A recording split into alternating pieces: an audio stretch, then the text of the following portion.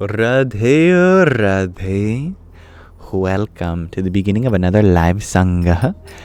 May this be an offering to Sri Radha Krishna. Oh, so beautiful, the divine within you that I bow to. As we await for our first guests to arrive, do allow me to set the intention. Hello, Cryptic, you are the first here for this live as being a welcoming space, open to everyone regardless of background, identity, orientation, ethnicity, belief system, you know. What your vitamin C levels are doesn't matter to me. I'm just happy for all of us to come together as fellow students of life to uplift each other, relate in one another's experiences, and share positive sentiments. That's my goal. Hello, Natalia. You share that you're first? Yes. You're the first one here. Don't say anything cryptic. Thank you, Cryptic, for your heart me a minute ago, though. Hari Om Tat Sat for blessing us. Thank you. And hello, Matt. Welcome. I trust that you all are doing as well as you can given whatever circumstances might be arising for you at this moment. In this body, this mind, this world. Oh, it's my hope for you that within moments you become more blissful, more at peace, and have a kind of optimism that is unshakable. I believe this is possible for you. And hello, Mel. Greetings, Isabella. And namaste, Sky Guardian. You know, I was looking at the screen that I'm on.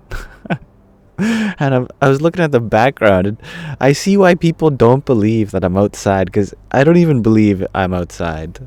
I mean, it would convince me that this was a green screen. It does not look real. Which is funny. But we are outside today again. Hello, MJ. And hello, Paige. Thank you, Paige, for your heartbeat. And hand hearts. Hari Om Tat Sat. Hello, Hexican. Good morning, Paige. I trust you are doing well. That's right, I am in the Vancouver area, on the west coast of Canada. Vancouver Island, in fact. Dimad, you share it's too hot to be outside.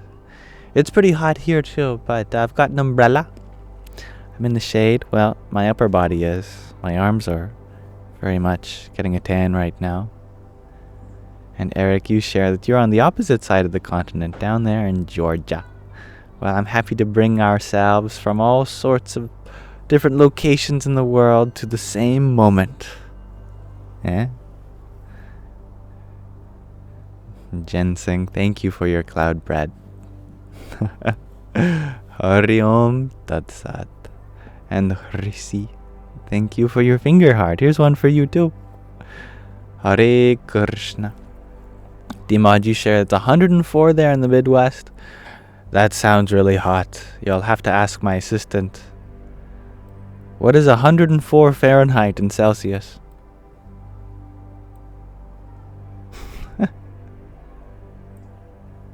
104 Fahrenheit is approximately 40 degrees Celsius. Oh my goodness. How does this temperature relate to your current experience or feelings? Probably overstimulated, overwhelmed, nauseous. That's how I would feel, probably. And thank you, Jen, for your ice cream code. Hari Om Tat Sat. It is the beauty of Eric, I agree. Good people connecting. Yes. Eric, you share it's 121 in Arizona. Oh my goodness. And 111 for MJ.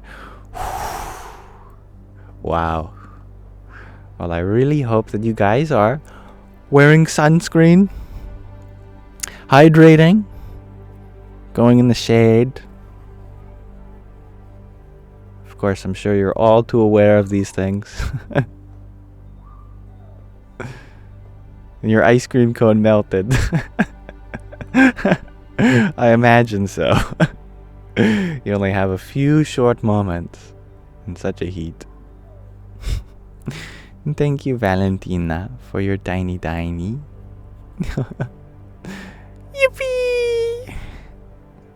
It's very kind of you. Well, since you all are here, I have a question for you all. I would really love for you to tell me, what is there more potential for in the world? Or I guess I could have rephrased this. What is there potential for more of in the world? You can never have more potential. It's always there. But yeah, what is there potential for more of? I would love to know from all of you. And please answer this in any way that you see. Eric, you say voltage, potential energy. That's a good one. I like that. Love, says MJ. I like this. And I like how in the word love you've put together the two inner letters, but the outer letters have a space in between. Because on the outside we might have more space between us, but on the inside we are connected. Empathy, shares Isabella. A little bit of empathy can go a long way. And thank you for your finger heart as well. Hari Om Tat Sat. Kindness, shares Paige. That too, definitely. Knowledge, shares Jen. Yes. Creativity, shares Little Wing Nico. I love that. Understanding, shares Natalia. Ginseng echoes. Kindness. Cryptic, you share maybe owls. I don't know. Yeah, I think we could use a few more. Acceptance, shares Connor. Yeah. Patience, shares Paige. I agree. Unity, shares Bookie Wookie. I agree. And Eric, you share that love is energy, just resonating at different hertz than electrical energy. Yes. Electrical energy is what? 120 hertz in the Americas. Frequency of love is higher than all possible frequencies. It's probably the Planck frequency. 1 cycle per Planck time.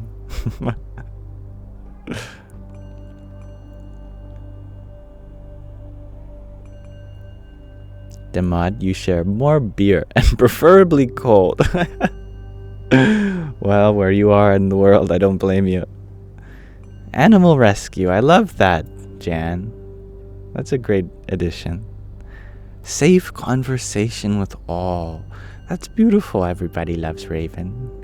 Yeah, feeling safe to discuss things is actually such an important part of life.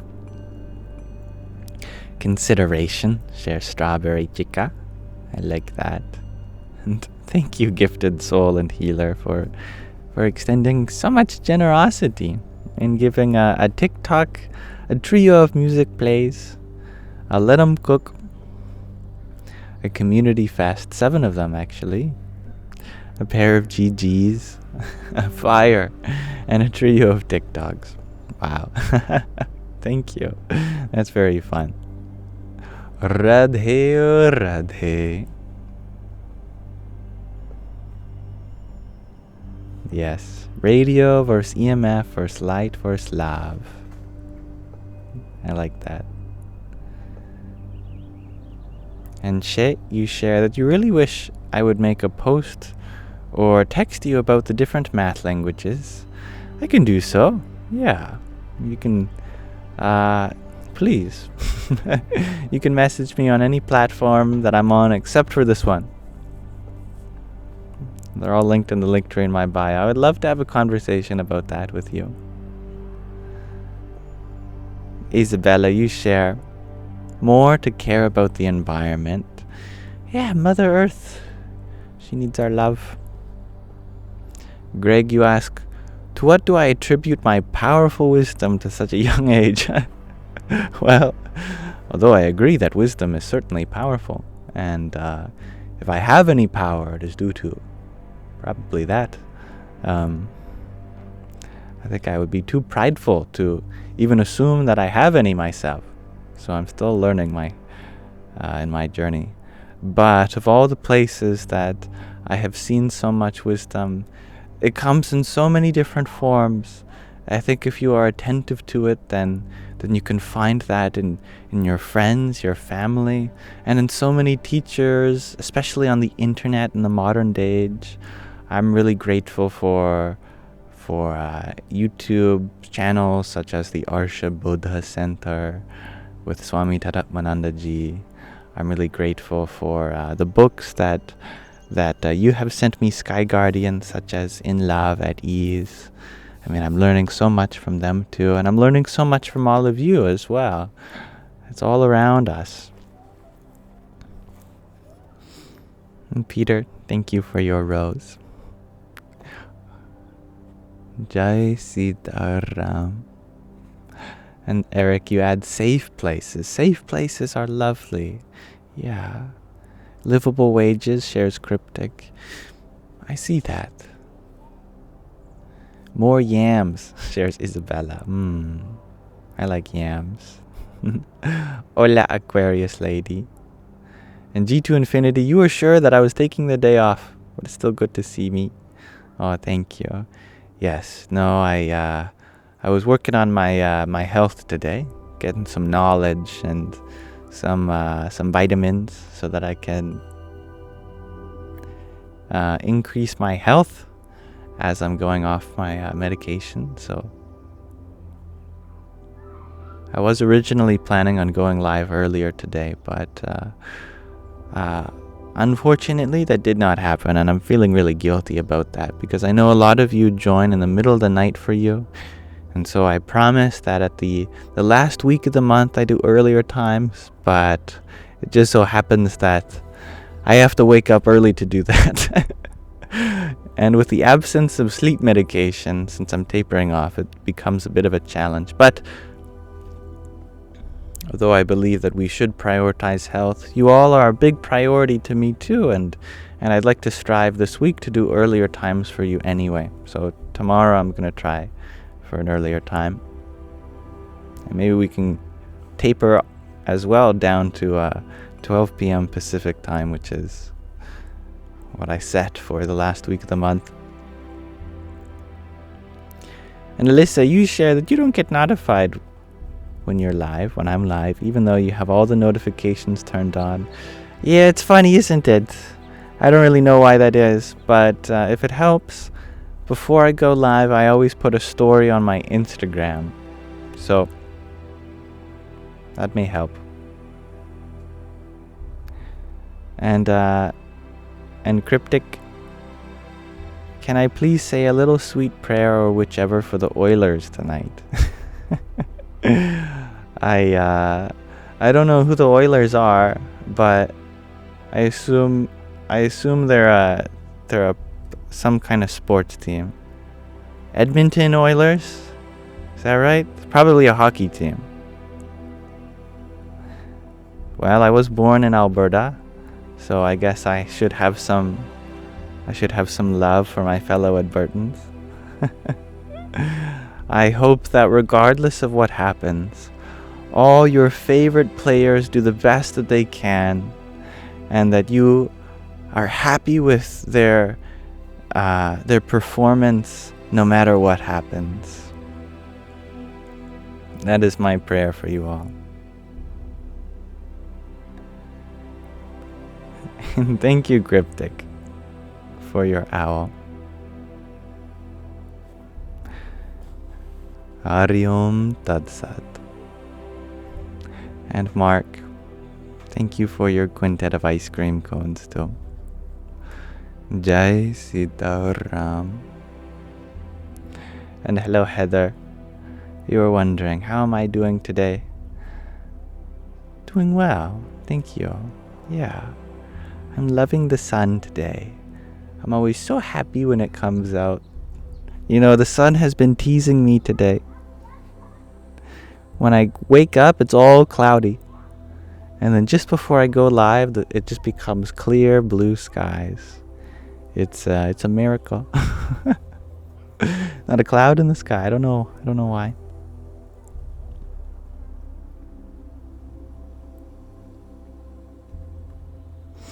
But thank you everyone for attending to my question of the day. And actually, just before I minimize the question, I really like Sky Guardian's edition.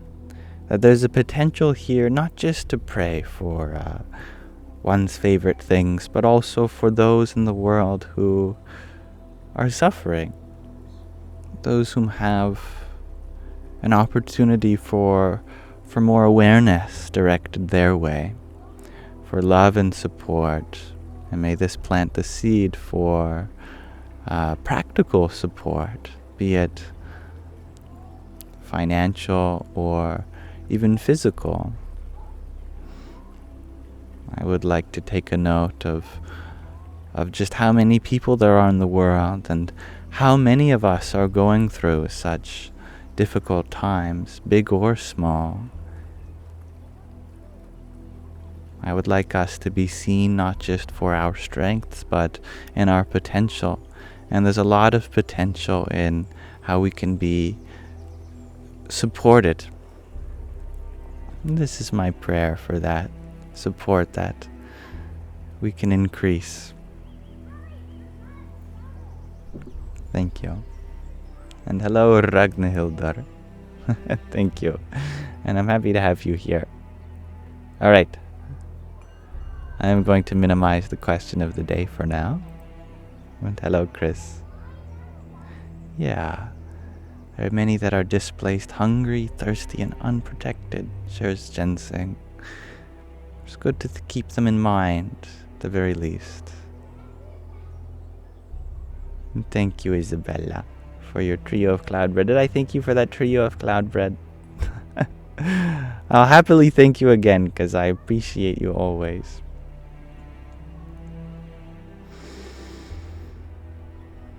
So I like to start my lives with a question of the day, and then followed by a short reading. So I'd love to read to you, and then we can have a super happy, fun time talking about whatever. It doesn't have to be fun. We can talk about challenging things too. I'm happy to be for you in any way you want me to. So I'm gonna maximize the book cover that we're reading, so that people who join know what we're doing.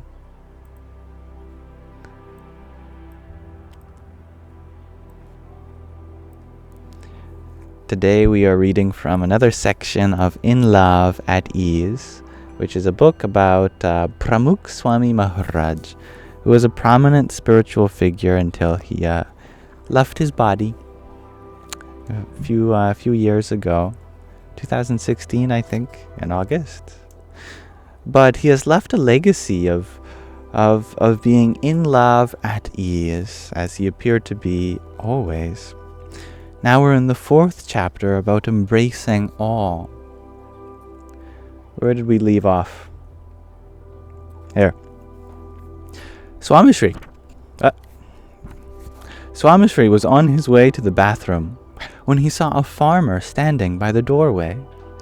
The farmer had come all the way from the village of Dedadra. Put an extra R in there. Near Surendranagar. He pulled out a small crumpled piece of paper with a square drawn on it. Swami Shri, please place your finger on this map and indicate where I should dig a well.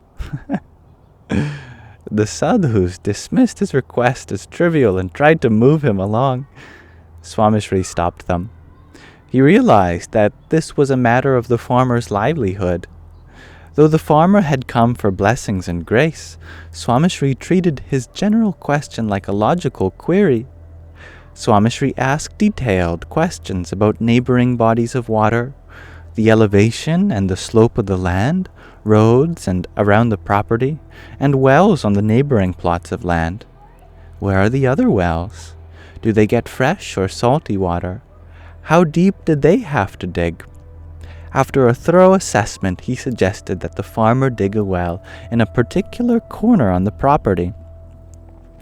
Swami Shri was equally patient in blessing bulls and cattle by placing his hands on them, or feeding them at the request of farmers, so that they may stay healthy to assist in the farming or yield copious quantities of milk.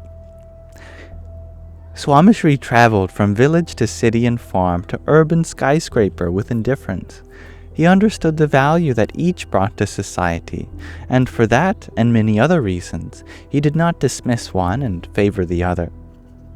During his visits to homes, city halls, and even presidential palaces, Swami Shri made connections with people who went unseen to their own colleagues and employees, even after decades of daily interaction. In particular, Swami Shri had an affinity for car drivers, chauffeurs, and gatekeepers.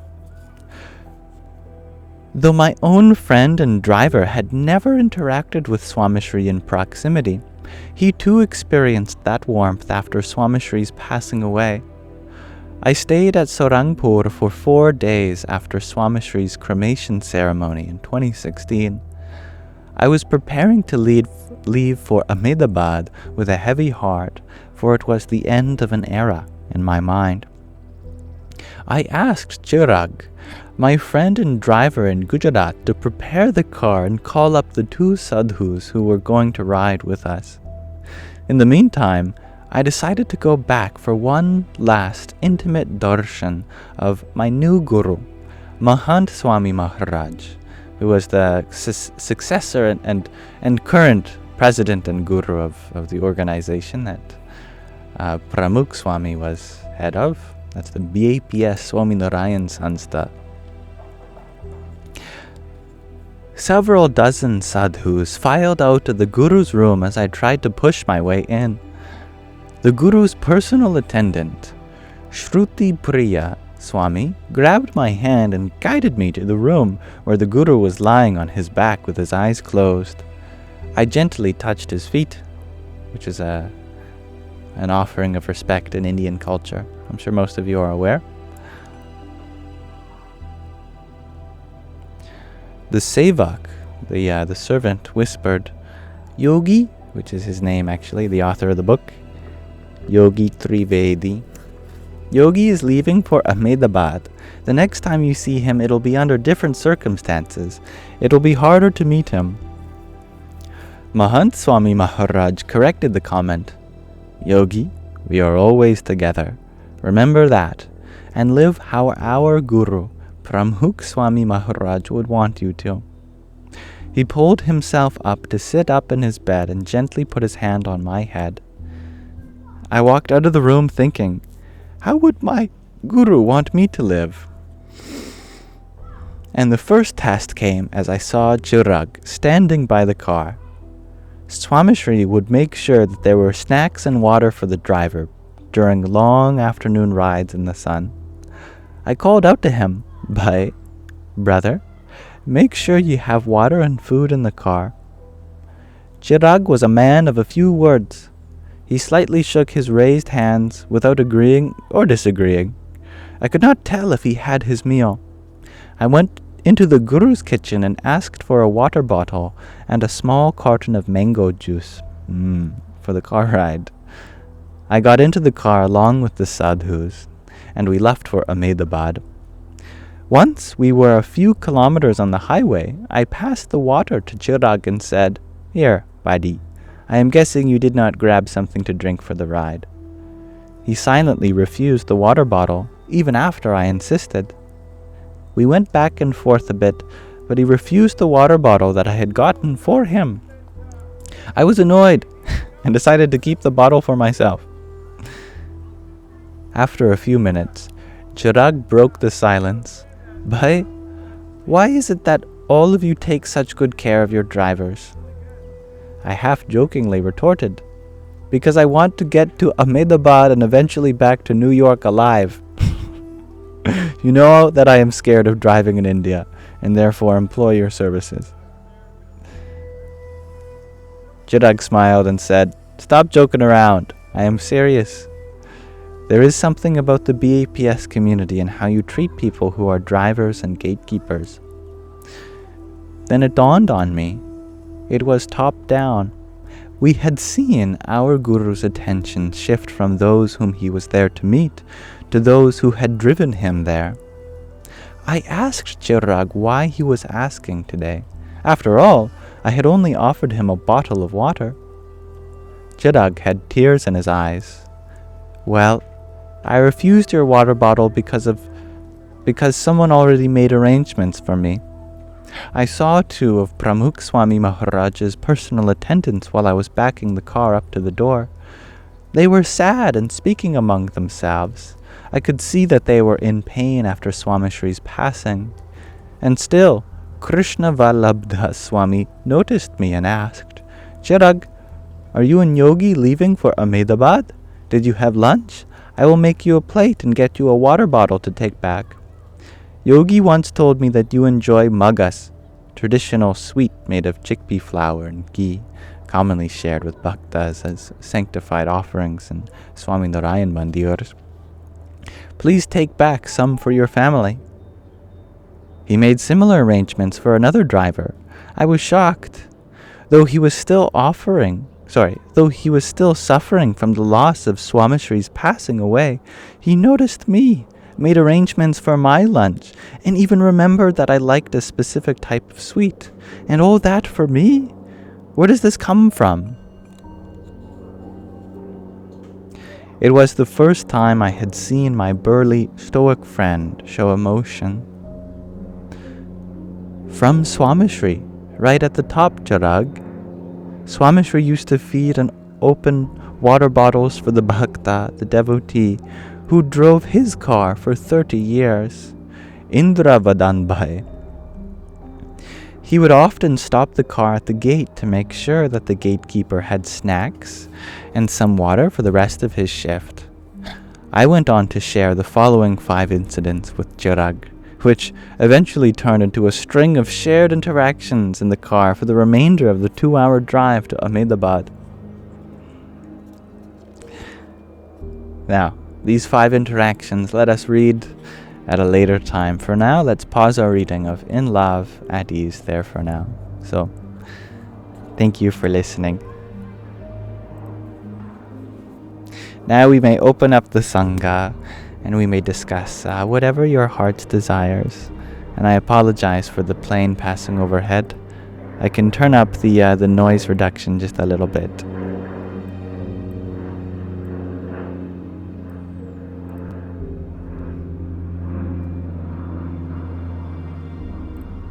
Oops.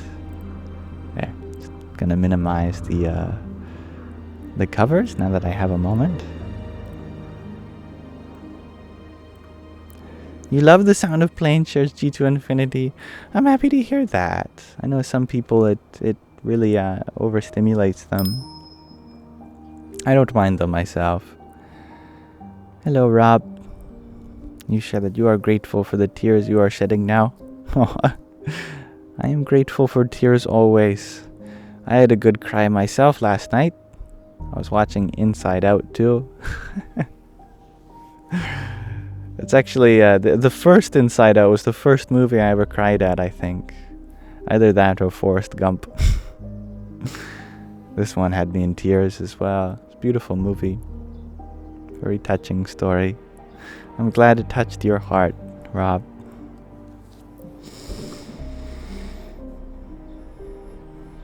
But thank you to those who sent a gift whilst I read.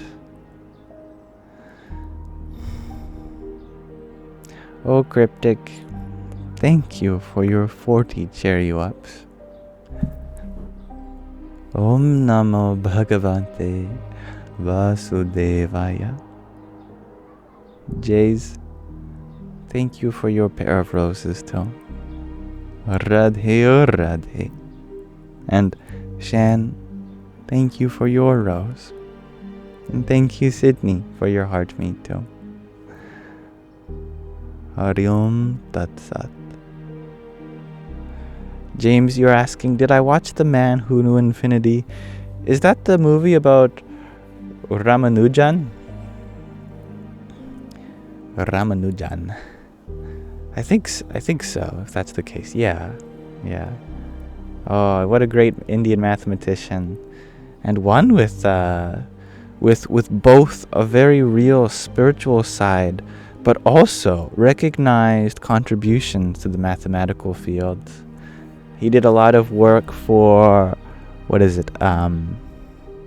elliptic curves, I think, combinatorics. He was a prodigy, no doubt. He had a lot of continued fractions. He loved finding strange formulae for various constants like pi and e. His work is mystifying, because he worked from the opposite direction most mathematicians did. Most mathematicians would take what they know and then build that up until they get to a new, higher truth. But Ramanujan, he would have the higher truth, and then his colleagues would try to disprove it or prove it. And most of the time they were able to help him prove it.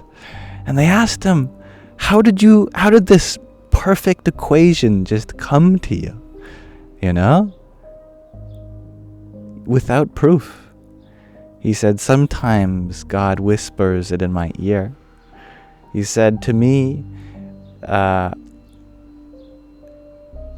equation only means something if it expresses the thought of God. A thought of God.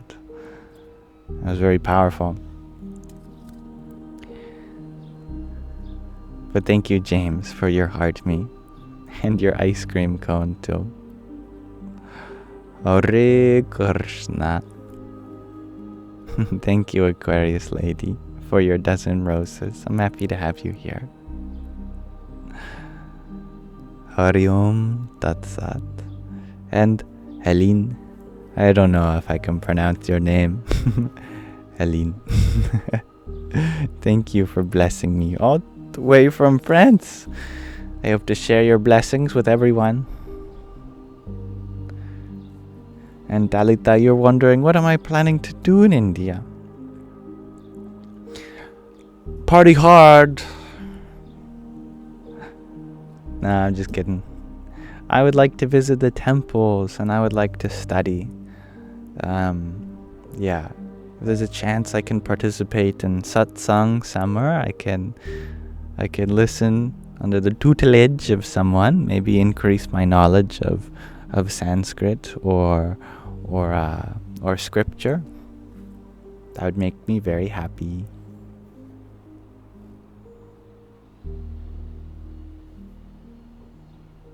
We get some more Sanskrit from Aquarius lady.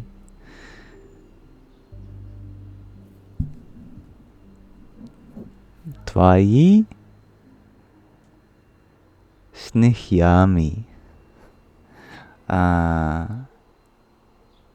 Yeah, I think that must mean I love you or something. Because I know snihyami means I am excited, or no,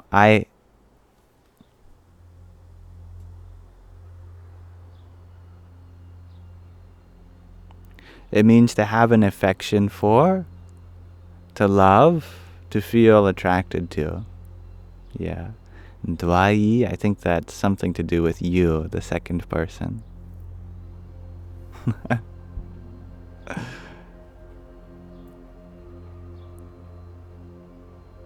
Not attracted to, or maybe that's...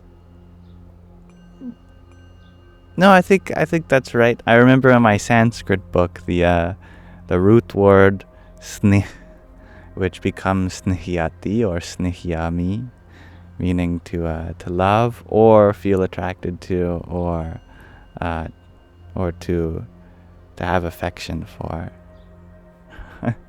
It's used in multiple ways, but not one of those. Not attracted to. Shares Aquarius lady. Thank you, Usha, for your flowers and for your trio of roses. Hari Om Tat Sat. And I love seeing Sanskrit words from you. Rob, you were wondering, how do you say I love God in Sanskrit? See, the English word God, it's overworked. It fulfills the role of so many different concepts. In Sanskrit, the word God is broken up in like a million different ways. You could talk about Bhagwan, which means a very personal form of God. Or you could talk about Brahman, which means the concept of Godhead. Or Paramatma, which means the concept of the higher self. Or Ishvara is a general term.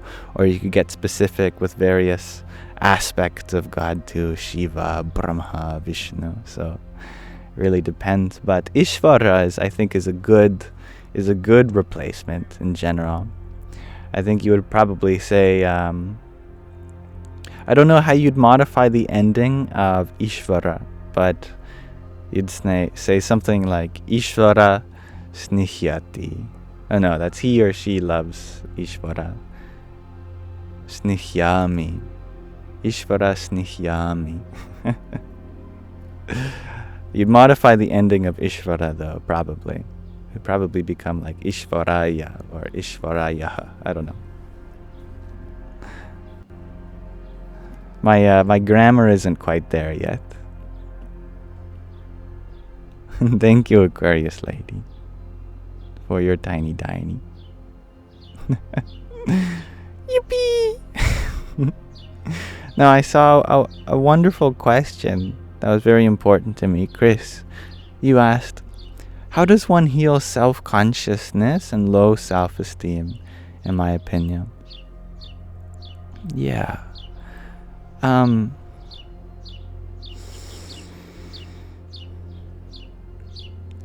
These are funny words when you think about it, because self-consciousness is used in a negative sense. But consciousness is the most wonderful thing you could have. It's the only thing that you could have. And that's the word Bhagavan, Aquarius lady, for a personal form of God. Yes, very good. Self-consciousness is actually the goal of spirituality in a literal sense. To be conscious of oneself, the true self, Atma. But the self that we're referring to here in the West is not the same self. Having low self-esteem is really having high ego esteem. And having high self-consciousness really means having high ego consciousness, I think. So, this difference between the ego and the self is very important. When we say the self, we probably refer to the body or the mind. You imagine something about your looks or how you're perceived or your personality. And if one is highly aware of these things, then of course you're going to notice all the defects in them, because we're limited individuals, and this is not where our infinite self resides. It resides in our consciousness. In that, if we can bring our identification towards this higher identity, that what we are is not defined by body and mind. These are tools that our consciousness uses in order to love. How do we love? By recognizing that we are love. Consciousness is the source of love. Our body and mind, these are the vehicles we use to deliver that love. How can you feel like anything is missing from you when you are that which fills in all gaps? You are that which sees what's missing in the world and fills it with love. The only way you have this potential is because you are that potential of fullness, of love, of being whole. That's all you. The spiritual practice is to bring us more and more in alignment with that through practical changes in behavior and direct realization.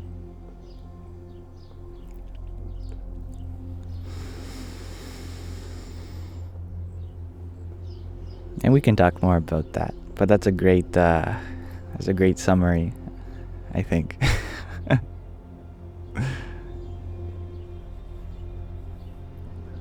But your body is very important too, and we should take care of it, because it's our vehicle to transport the goods, even if the goods are not dependent on the vehicle, that their existence is not because of the vehicle. They get to where they need to go because of the vehicle. So we have to take good care of our drivers and our vehicles and our roads that get the food, the nutrients, the love to the places it goes. And the same metaphor applies to our body and our mind, our vehicle and our driver.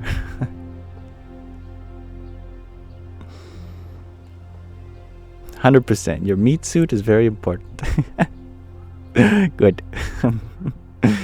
And thank you, Mimesis, for your duck. Hare Krishna.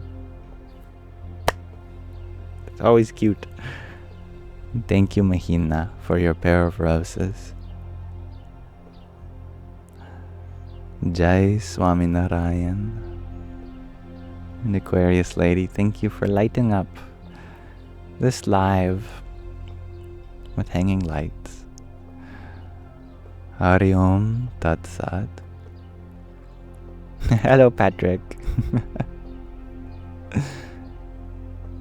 Yes, you agree. Taking care of this body and mind is important.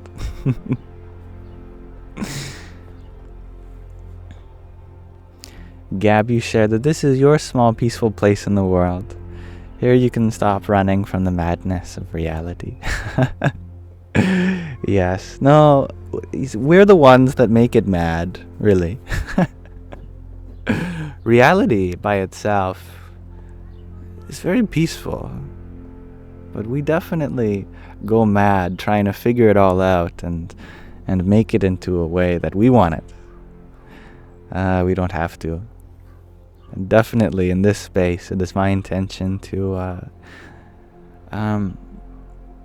hope to cultivate a kind of acceptance and inspiration for interfacing with this reality in ways that is mutually beneficial to both the world around us and ourselves as a part of it. And Cryptic, you ask, does it matter if you take care of your vehicle if there is something after you leave anyways? Well, while we are here, while we have one, it's good to take care of it. How we do anything is how we do everything. That is such an important piece of advice that I've heard in my short life so far. How we do anything is how we do everything. Even if that something bigger, better was waiting for us after we depart this body, well, we might as well prove that we're worthy for that by taking care of this. How we take care of this is how we take care of everything. It's all the same when it comes to effort and intention.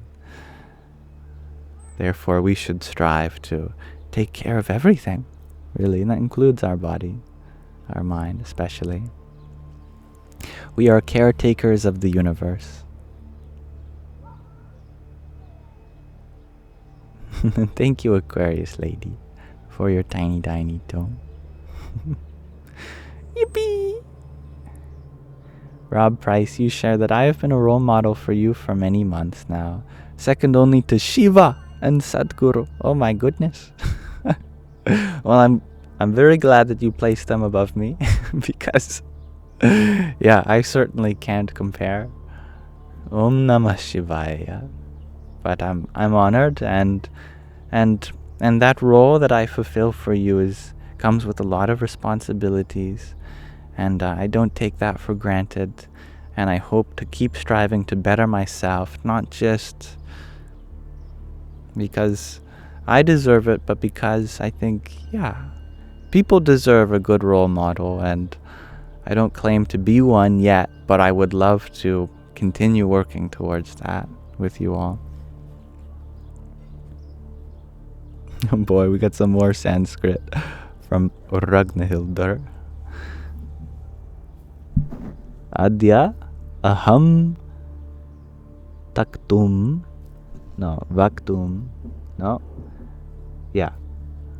vaktum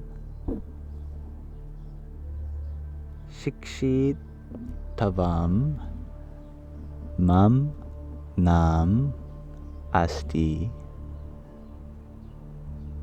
Sanskrite. Wow, that's wonderful. I think I recognize some words. Aham means I am. Mama means my. Nam means name. Asti means it is. And Sanskrite, referring to Sanskrit. But the other words I'm not familiar with.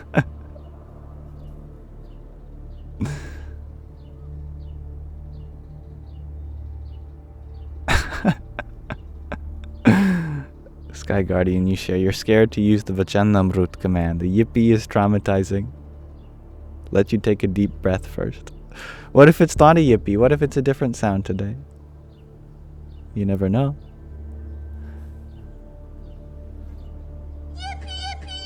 No, it was yippee. I lied.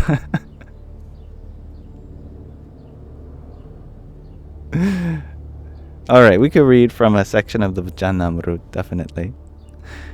Ragnhildur, you share that today you learned to say your name in Sanskrit. Oh, thank you for sharing. That's so cool. I love that. Cryptic, you shared Tvam Sundarha asti. Sundarha. What are you calling me? Sundarha. I forget.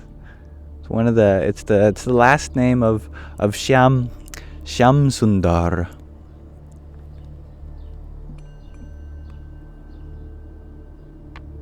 Okay, let me set this up.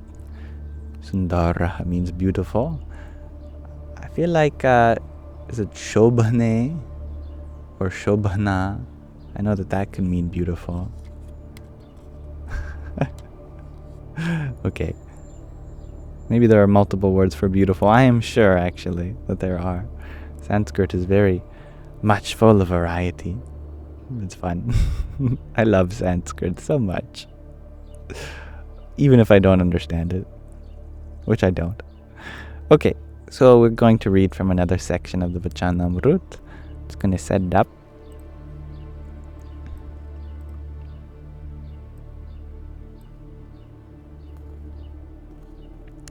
Today we are reading from Gadhadha 165 on Gyan Shakti, Kriya Shakti, and Icha Shakti. Speaking of Sanskrit, Gyan means knowledge, Shakti means potency or power or energy. So this is the knowledge power. Kriya Shakti means the movement or action power, and Icha Shakti, I believe means the wanting power. Maybe I could be wrong. We'll find out. On Phalgun Vadhi the 14th, Samvat 1876, or the 13th of March 1820, Shriji Maharaj was sitting on a cushion with a cylindrical pillow placed on the veranda outside his bedroom in Dada Khachar Darbar in Gadhada. He was dressed entirely in white clothes. At that time, an assembly of Paramahansas as well as devotees from various places had gathered before him. Paramahansas are great sages, or great monks. While scriptural reading was underway, Sriji Maharaj called the senior Paramahansas near him. Then, when the reading of the scriptural passage was completed, Sriji Maharaj said, "Now, all of the senior sadhus seated here will answer each other's questions, since doing so reveals one's level of intelligence." Thereupon, Swayam Prakashanand Swami asked Paramanand Swami, "How is Akash created and destroyed?" Akash means space. It is the element from which all other elements arise. And even scientifically, you could think that it is from space that everything in the universe arises. But how is space itself created and destroyed in this philosophy?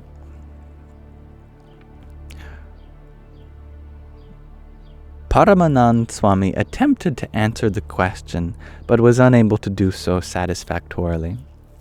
Sriji Maharaj then said, "When a child is initially in its mother's womb, and at the time of its birth, the cavities of its heart and other indriyas, organs, are small. But as the child grows, those cavities also develop, and the Akash, the space within, seems to increase as well. When it becomes old, however, the cavities of its indriyas, sense organs, decrease in size, and the Akash, the space within, also appears to contract.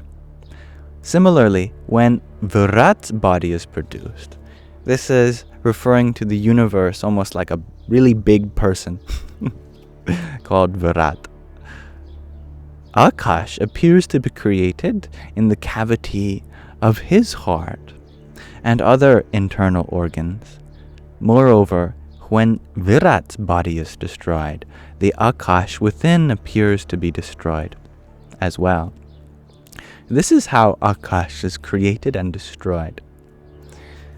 And this actually reminds me of a concept I heard in Judaism, which is tzimtzum, which is a clearing out of space or an expansion of space to make room for all the stuff inside.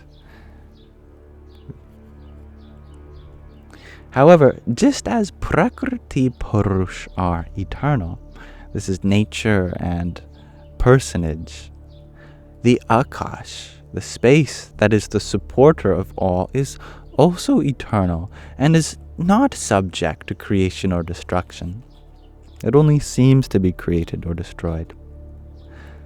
Furthermore, Akash is also created and destroyed through samadhi. Now we're shifting interpretations. This is through meditation. Even space itself appears to be created and destroyed. Samadhi means absorption or a kind of non-dual consciousness where the subject and object merge, or at the very least the subject drops and there is only the object. Thereafter, Paramanand Swami asked Swayam Prakashanand Swami, "How does the Sushumna Nadi reside within the body and outside the body?" The nadis refer to pathways of energy. And I think a practical way of interpreting this is like our nervous system. It's a pathway of energy. This is a kind of spiritual layer to the body where the very flow of our consciousness seems to move in various directions. Like when you get chills up your spine, that's a kind of a flow of awareness of prana along a nadi. So here the question is, how does the Sushumna Nadi, a particular type, a very major one, reside within and outside the body? You know, when the Paramahansas gather, this is a technical passage. Swayam Prakashanand Swami attempted to answer the question but could not do so satisfactorily. So, Sriji Maharaj replied, "Whatever is present in this Brahmand," which literally means a cosmic egg, and depending on your interpretation, could refer to the solar system or a galaxy or a whole universe, but I'm just going to use the word universe. Whatever is present in this universe is also present within this body. The only difference is that in the body the scale is small, whereas in the universe, the Brahmand, it is large. In fact, the arrangement of the universe is the same as that of the body. For example, just as there are rivers in the universe, similarly, there are blood vessels in the body. Just as there are oceans in the universe, similarly, water is present in the abdomen of the body. And just as the sun and the moon are present in the universe, similarly, the Ida Nadi and Pingala Nadi house the sun and moon in the body. These are the two spiraling nadis that go up the Sushumna Nadi, which is centered in the spine. In the same way, just as other objects are present in the Brahman, the universe, they are also present in the body. Also, the nadis, these rivers of the indriyas, the senses in this body, are one with those of the Brahman, the universe. When one acquires control over the tongue, one attains Varundev, kind of deity. When one acquires control over speech, one attains Agni Dev, the deity of fire. Varun Dev, I'm not exactly sure which element that refers to. I assume it's one of the elements.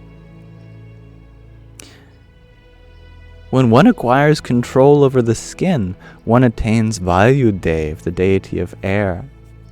When one acquires control over the organs of procreation, one attains Prajapati, the lord of the world, of earth. And when one acquires control over the hands, one attains Indra. Well, Indra is also described as the lord of the world, so I guess there is a distinction here between Prajapati and Indra. Anyway, various different deities associated with the universe, we also attain through control of our own dominion, called the body. In the same way, when one controls Brahmarandra, the end portion of the Sushumna Nadi located in the heart, one reaches the fiery Deva, deity, by the name of Vaishvanar, which resides in the Shishumar Chakra. It is then that one sees the uninterrupted path of light from the Brahmarandra to Prakriti Purush. That path of light is known as Sushumna. This is how the Sushumna Nadi resides in the body and in the Brahmanand, the universe. Paramanand Swami then asked Swayam Prakashanand Swami another question. Which state dissolves first? The waking state, the dream state, or the deep sleep state? These are the three states of being that we all exist in: waking, dream, and deep sleep.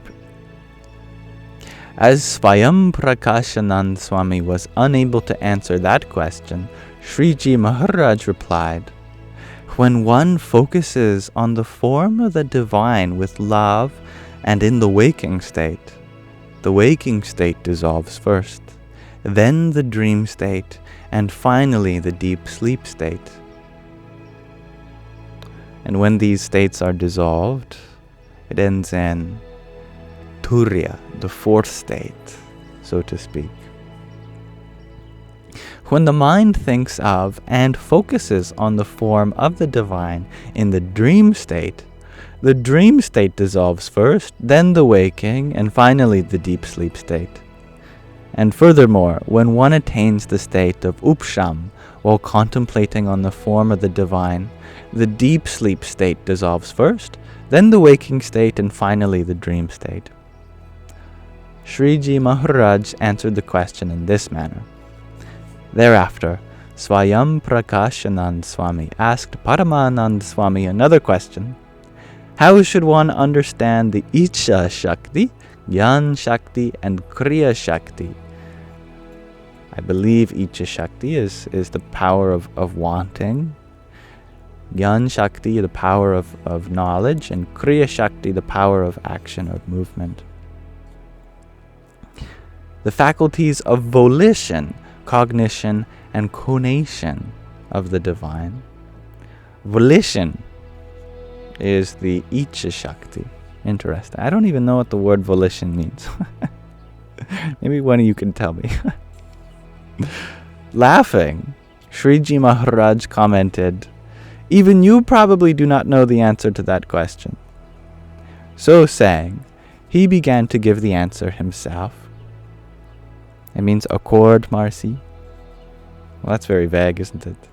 Your own will and determination. So it is like wanting. Good. Thank you. Prerogative. Thank you, Marcy. Shriji Maharaj said, when sattva gun, the quality of purity or light, is predominant, the fruits of any karmas, actions, performed by a jiva, an individual, are experienced in the waking state. When rajogun is predominant, the quality of passion, of energy, the fruits of any karmas, actions, performed are experienced in the dream state.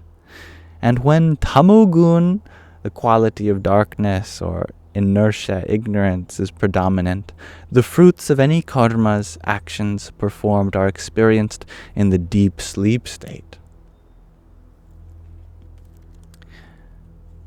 Now, obviously, we want our fruits of our actions to come in the waking, I believe, predominantly. So sattva gun is what we should strive for, the quality of goodness. Therefore, we don't just see the fruits unfold in our dreams or in our sleep. Moreover, when a jiva, an individual, enters the state of deep sleep, it becomes inert like a slab of stone and retains no type of consciousness, such as I am a pundit or I am a fool. I have done this task, or I want to do this task, this is my gender, or this is my varna, or this is my ashram, this is my name, or my appearance is like this. Am I a deva, or am I a human? Am I a child, or am I old? Am I a righteous person, or am I a sinner? None of these kinds of consciousnesses remain in deep sleep. No such consciousness is retained.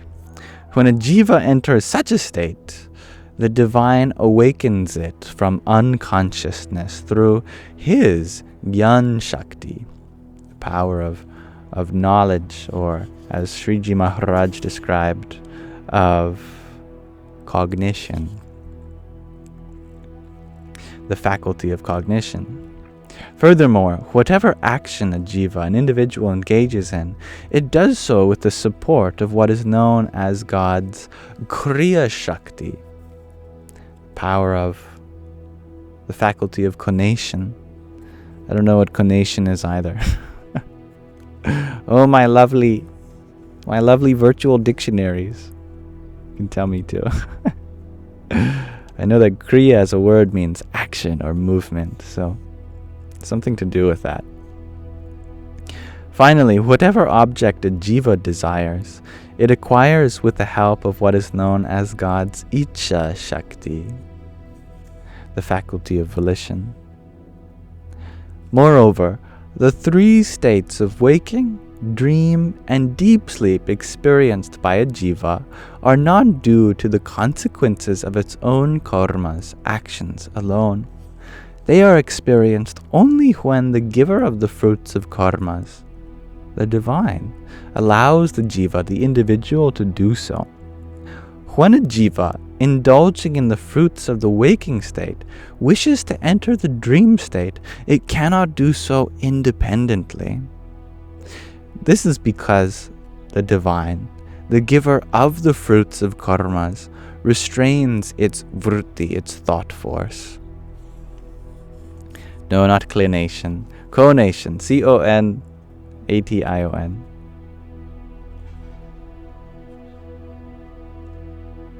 Similarly, if it wishes to enter the waking state from the dream state, it is unable to do so, nor can it enter the deep sleep state or emerge from it to enter into the dream or waking state.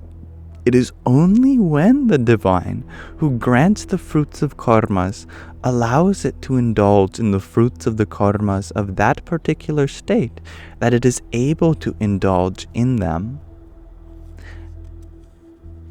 However, a jiva cannot indulge in the fruits of its karmas according to its own will, or as a direct consequence of its karmas. This is how one should understand the Gyan Shakti, the Kriya Shakti, and Icha Shakti of God. Sriji Maharaj answered the question in this manner out of compassion. Alright, so that concludes Vachanamrut Gadhada 165. So thank you for listening. G to Infinity, you share that conation means a union of similar parts. Thank you. Not exactly sure how that relates to the Kriya Shakti, but nonetheless, I'm happy to read this with you anyway. There are many other technical parts of this passage that I loved. I'm delighted when the Paramahansas get together. It's always great questions and answers. So thank you for listening. Hello, Pleasant Moon. Hello, Kevin.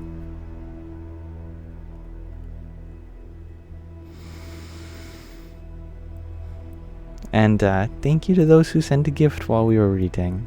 I hope you allow me the honor of extending my gratitude back to you now that I have a moment.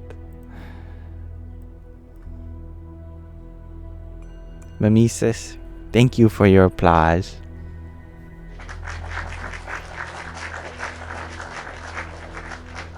There's one for you too.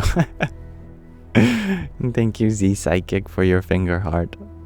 Radhe Radhe. And Miranda, thank you for your heart me and rose. Hari Om Tat Sat. And Heaven Bound, thank you for your heart me. Jai Sita Ram. Thank you, Nish, for your 10 music plays. Om Namo Bhagavate Vasudevaya. And Pleasant Moon, thank you for another heart me. It's very kind of you. Hare Krishna. And the Phantom, thank you for your heart me. Give me the vote and a pair of team bracelets. Hare Krishna.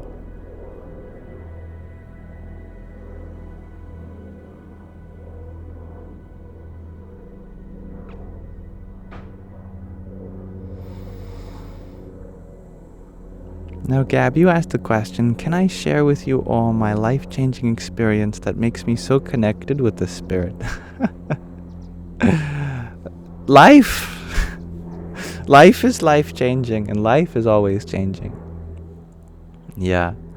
I don't know if spirituality need to happen in one great, grand, mystical moment, unless you call that the moment that always is ongoing. For me, it was a series of little moments, and each little moment shaped the way that I look at everything.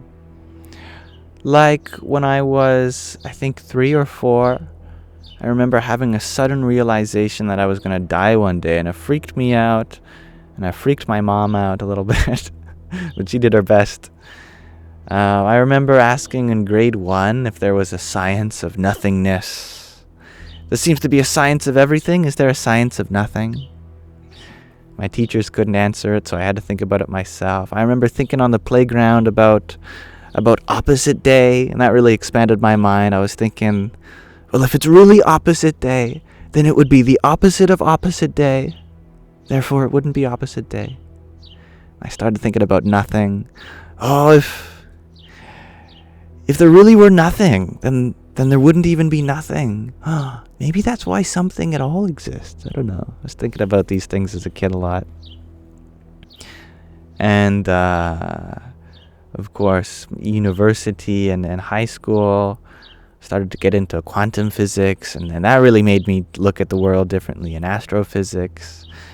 And eventually, through a lot of little moments like that, my quest for thinking about these things led me to places like Buddhism, Hinduism, especially Eastern philosophy. To me, it's the most satisfying place of questions and answers for the kinds of things that I'm interested in.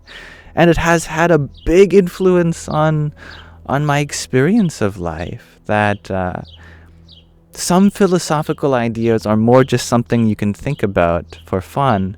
They really change how happy you are. And there are times in my life where I've been particularly miserable. And a lot of that misery has subsided just by changing in my understanding of things. And so I'm very grateful for that. Yeah. That's my practical answer to you. And I don't think I'm special. I think if there's anything special in my journey, it's just that I'm obsessed with these kinds of ideas. But if that obsession takes over you too, then I don't see why my journey should be any different from yours when it comes to having whatever connection you see in me with spirituality. All it takes is that passion for learning about these things. I think that's all you need. If you have that passion, then it'll come. Definitely. Sky Guardian, that's the worst sentence I've ever heard you say. I wish I had a boo button. I would boo that.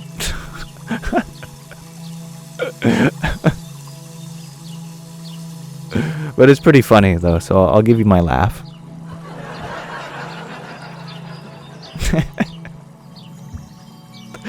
Thank you, Tatmamasi, for your quintet of roses. Arion Tatsat. And thank you, Aquarius Lady, for your tiny. Yippee!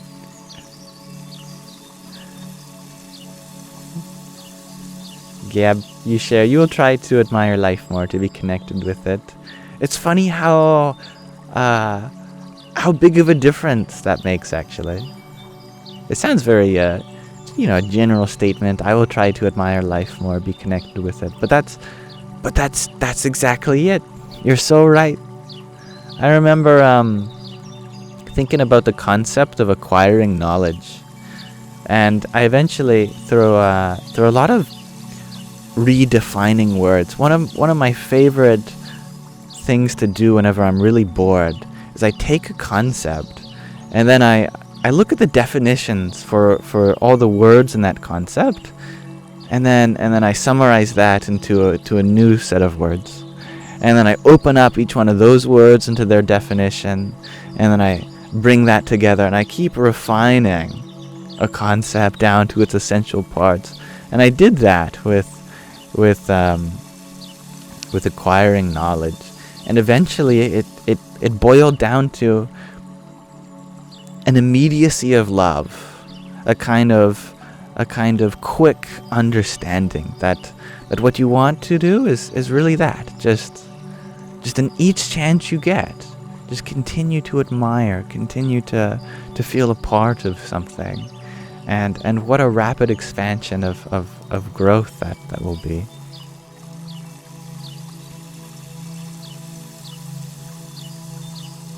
And thank you, James, for your rose.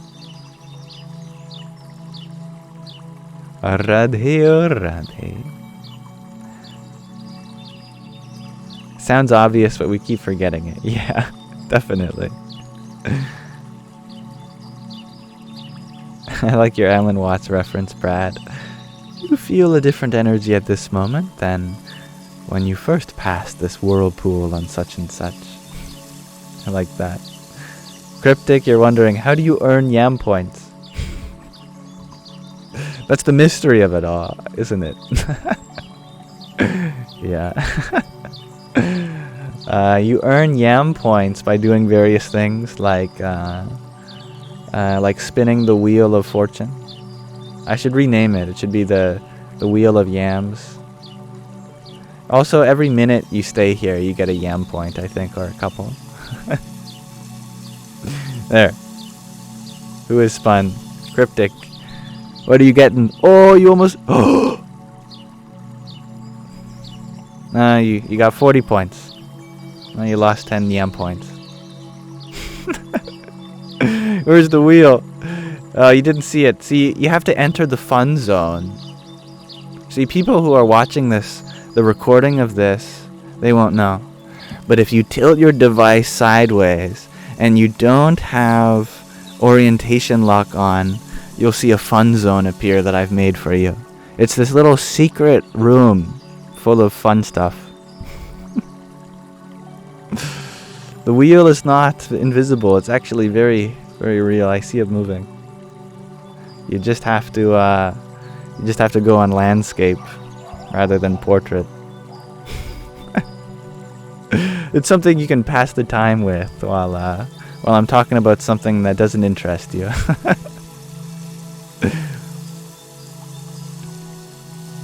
Thank you for your rose, James.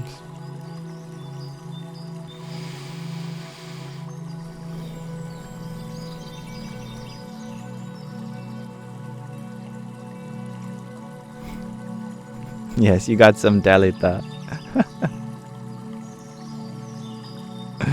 Om Namah Shivaya. Welcome, Vive Dharma. They're internet points that are just for fun and don't do anything. Yeah. Yes, but you like to listen and relax. I like that too, G2 Infinity.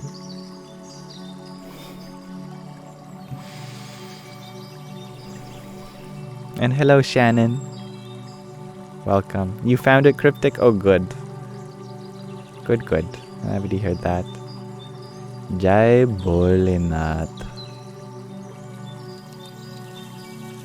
Eric, you're wondering, what do I do for a living?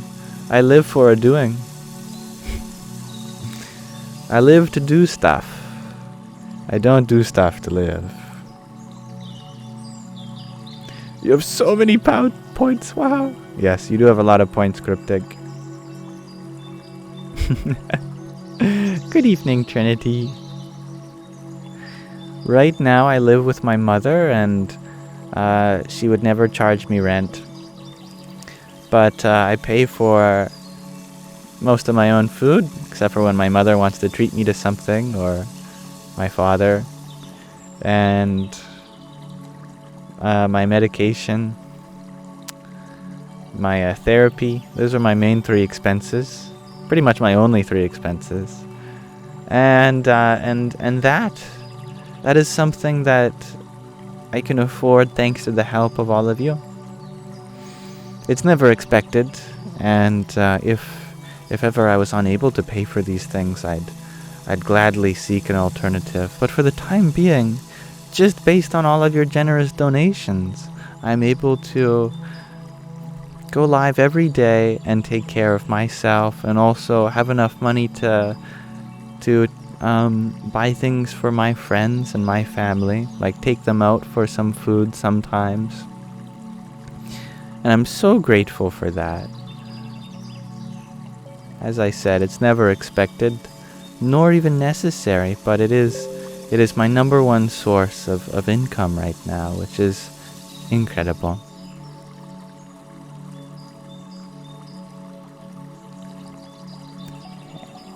Yes, I do have a therapist, asks Pleasant Moon. And Cryptic, you are wondering, when am I going to India? When am I going to India? We shall see sometime this year. My tentative date was the 20th of August, but given that I hadn't found a place to go yet, I had put that tentatively. But now it seems like I might go. I might go with Sky Guardian, actually, since he has family there. But that means we have to wait and see if his mother gets better, because she's going through chemotherapy, and I'd like to make sure that she's doing well before going.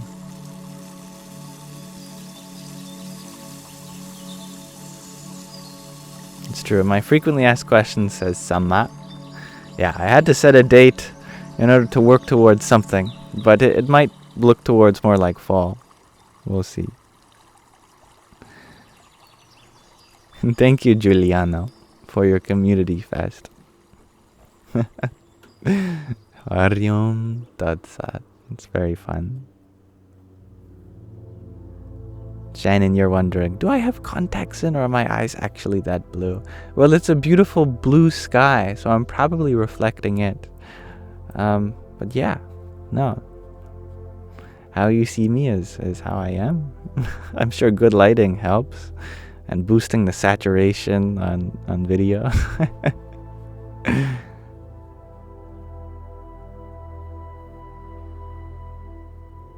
And that's right, my birthday is in October, so maybe I'll go to India around the same time. It'd be good for my birthday, wouldn't it? And Anita, you share that chemo is hard. You've been there and done that. Well, I'm so happy to hear that. That's something that you've gone through and seen the other side of.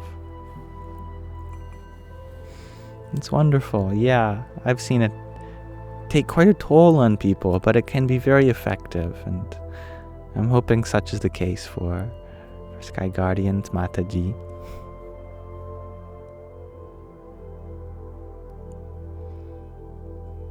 And hello, I am greater than I was.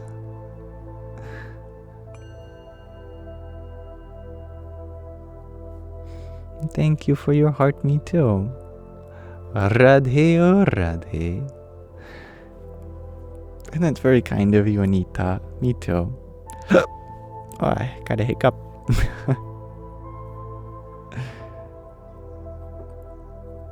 We could do a live together. Me and Sky Guardian. Oh, that'd be fun. He'd have to get over his camera shyness, though. But Anna, you are dying to see me and Sky together. That'd be fun. Do I know Sky in real life? No, he lives in New Jersey. I live in British Columbia, Canada. My energy is instantly calming. You share, I am greater than I was. Aw, thank you. It is definitely my intention for this space to be a calming one.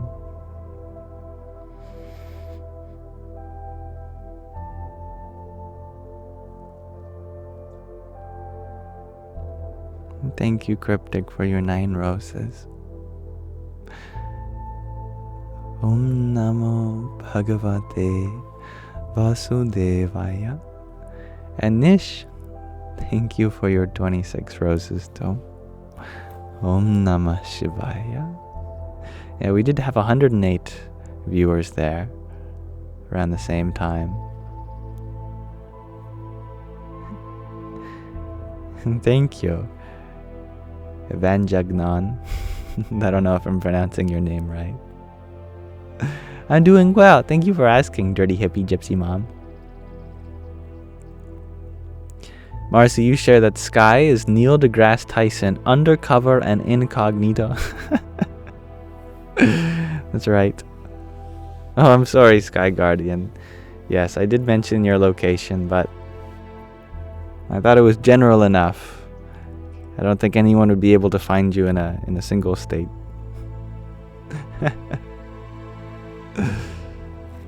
Sorry though. I should have asked though. We'll just say America.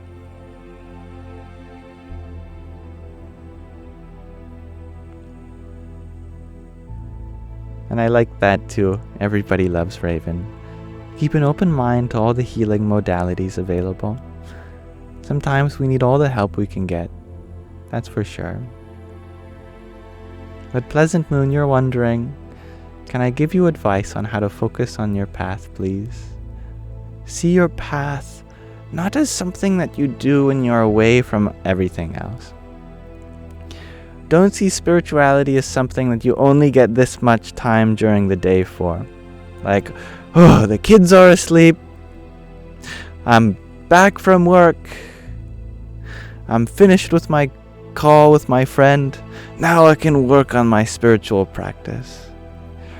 If you think about it like that, then you're limiting your spirituality, because spirituality includes everything.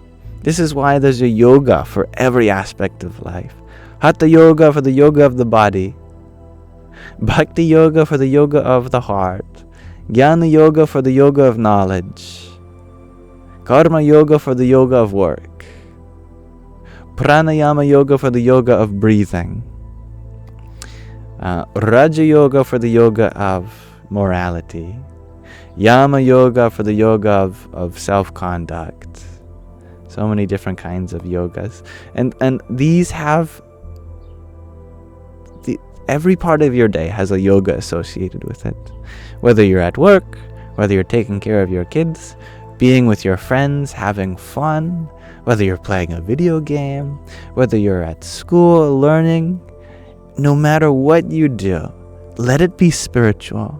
Have that intention that you're increasing in your depth of happiness, peace, bliss, that you're learning something new, you're growing, you're healing.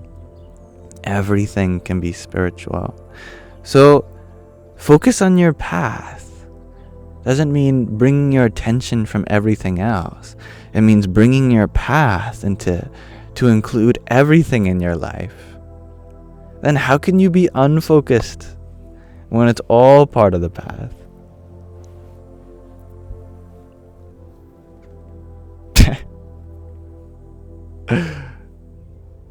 Anna, you shared that last Friday was International Yoga Day. That's interesting. I didn't know that. Every day is Yoga Day. Every day we can increase our connection to spirit. Marcy, you bet that my mom is a bop. What is a bop? Yeah, she's a bop.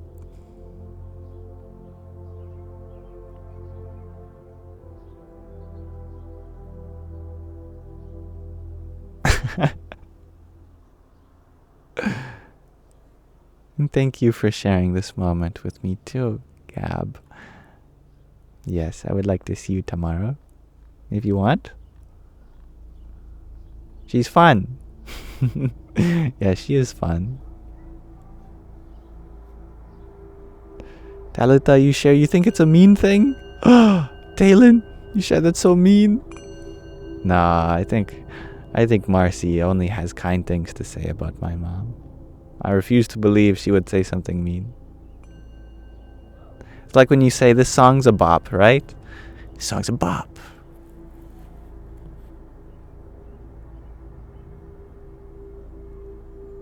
It's very, very, very, very friendly. I believe you. And thank you, John. John F., for your subscription. I hope you like the stickers. And I look forward to connecting with you here, as we do. Grateful for your presence here always. And Shakira, thank you for your heart me. Hari Om Tat Sat.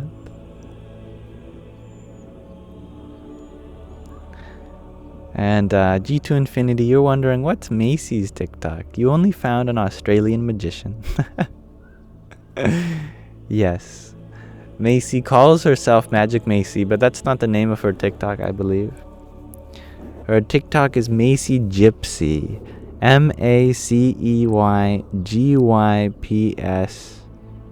I don't know how you spell gypsy. Is there an E between the P and the Y? Or sorry, the S and the Y? I don't know, but it's Macy, M-A-C-E-Y, Gypsy.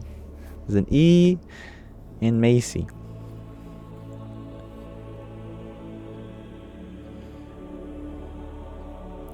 Kiki, you share that a bop is a girl that posts their body for views, you believe. It's an insult. Oh my goodness.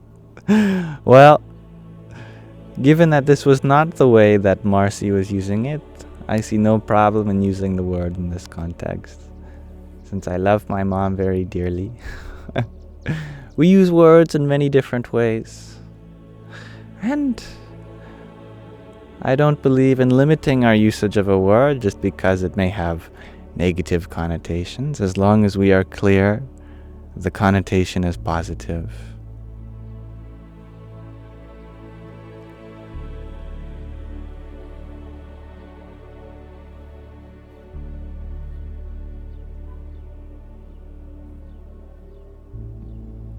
Simulation.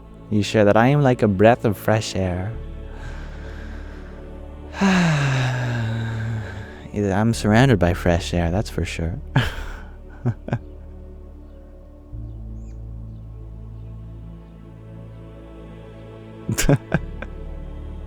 I've never seen so much disagreement over a 3-letter word.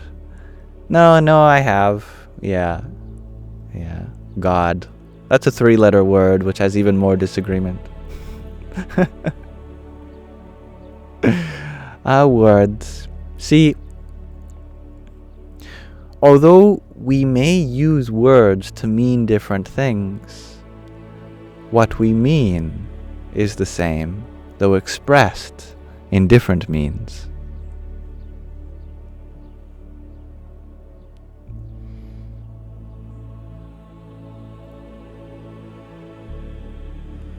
But no, you're referring to my mother's general attractiveness.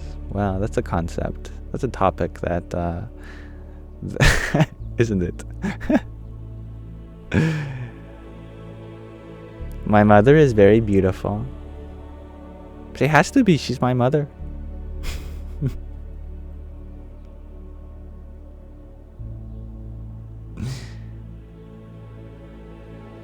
Cryptic, you share that you watched my video on atheism versus theism and it blew your mind. I'm happy to hear that, actually. Yeah, that was one of my favorite series I did. I made a couple of those. We're all just using different words, but our experiences of life are often more similar than not. Sure, there is such a rich diversity in how various truths are packaged, how various feelings arise, but the feelings and truths that we all know on the experiential level, they are masked by our words, which is ironic, because we use our words to connect, but they can often divide more than they unify.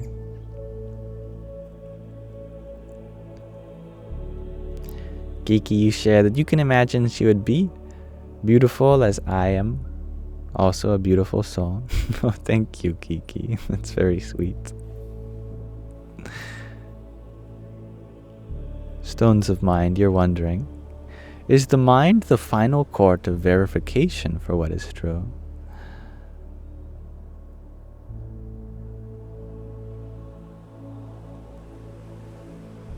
There are many things the mind may think that might not necessarily be true.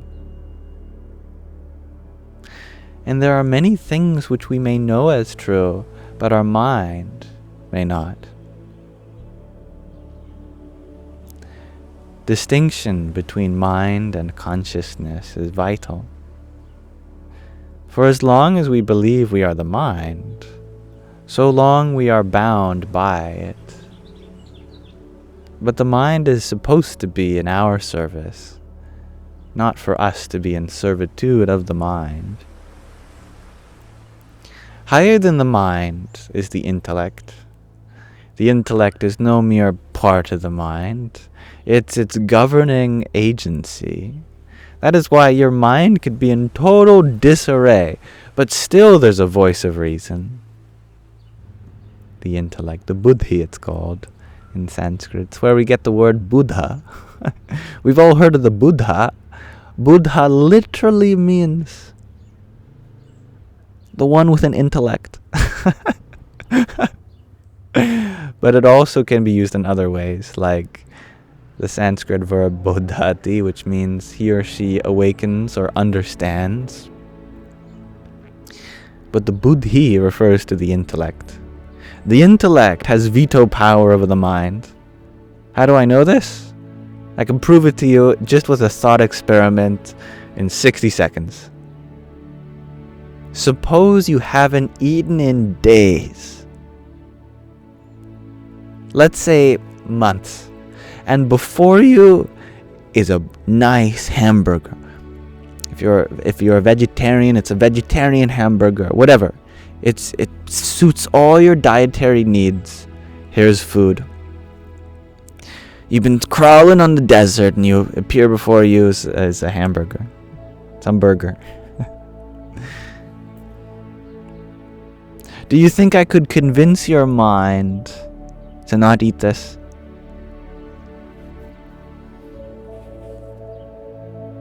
Well, if it was just the mind involved, then absolutely not.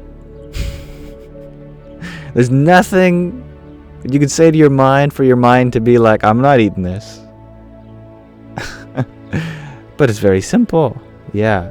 I like what simulation says. You'll get thirsty if you eat it. That's one thing. Survival's very powerful. I agree, Chris.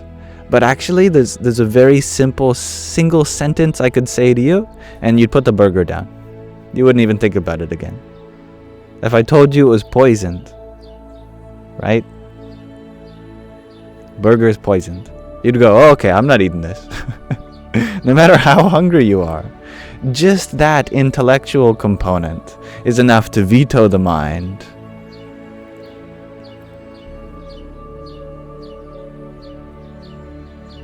So don't take the intellect for granted. Because with the right knowledge given to the intellect can just shoo all thoughts related to a subject. But there is even one more faculty than the intellect and one more thing higher than that. That's the ego. Now, the ego has veto power over the intellect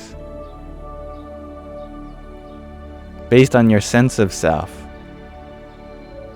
For example, if you didn't have a particularly good sense of self, then it wouldn't matter so much if you were consuming poison because maybe you don't want to be here so much. That's part of your sense of self, your ego. So in such cases, the ego can veto the intellect, which in turn vetoes the mind. But even the ego can be vetoed by awareness itself.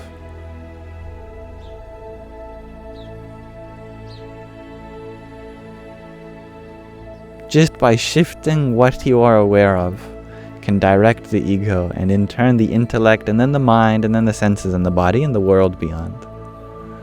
This is the hierarchy of being as described in Vedic scripture.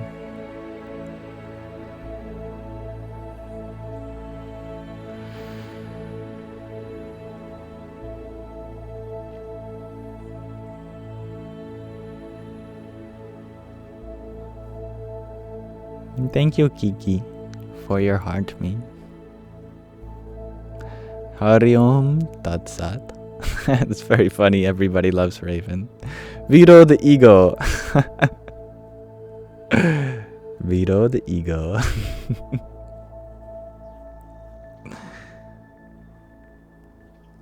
Bren, you share you're just beginning your journey. Well, that makes two of us.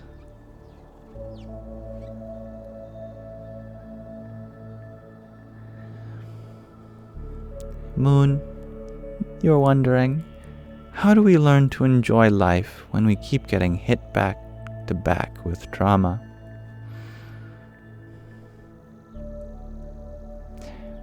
Trauma certainly makes it hard to enjoy life, doesn't it? But there can be great fulfillment, not just in enjoyment, but in attending to that trauma. That the journey of healing can be infinitely more rewarding than the journey of entertainment. The greatest performance you can put on for your soul is not always in song and dance, but in making this life system full of song and dance, having a kind of musical harmony to your mind and body. It may seem like attending to your trauma is something you have to do in order to enjoy life, as if it's taking you away from life. But trauma is very much a part of this life. And so is learning how to grow from it, heal with it. That's so important. Actually, most people are trying to distract themselves with enjoyment rather than attending to their trauma, which is going to be the most fulfilling and the most rewarding thing they can do. Now, of course, it's hard work. It's not going to be fun, per se, but with the sacrifice of short-term pleasure comes long-term fulfillment, and that's even more important. And thank you, Anna, for that ice cream cone you sent. Hari Om Tat Sat. Moon, you share that you're so scared of facing the trauma alone. The good news is that you are never alone. Actually, you cannot be. Even if someone is not in the room with you, there has been an impression in your energy made by everyone, bad and good. Recalling role models can be some of the most communal thing you can do, even by yourself. Just by having that association with someone that you look up to, that can take you through hard times, even without their physical presence. But still, you are on the internet, you are in a TikTok live stream, which means that you are also able to connect with people across vast distances of time and space. So, I offer my support to you too whenever you need me, or if ever I need to hear from you. Please let me know, and in my messages on other platforms, you are welcome to confide in me, and I will do my best to listen, to hear you, understand you. And if anyone else wants to extend an olive branch, I would like to offer this space for you to connect with each other here, and yeah, I don't want anyone to feel like they're alone in what they're going through, because there are so many resources to connect, either physically, virtually, or even spiritually.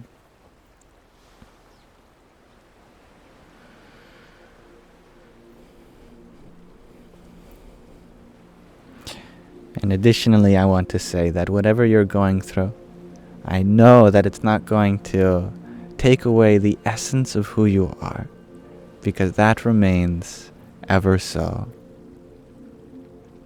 And you will gain many friends there to support you. And if you will honor me, I will gladly consider you as my friend too. And I like that, Bren. Connect to keep frequencies up.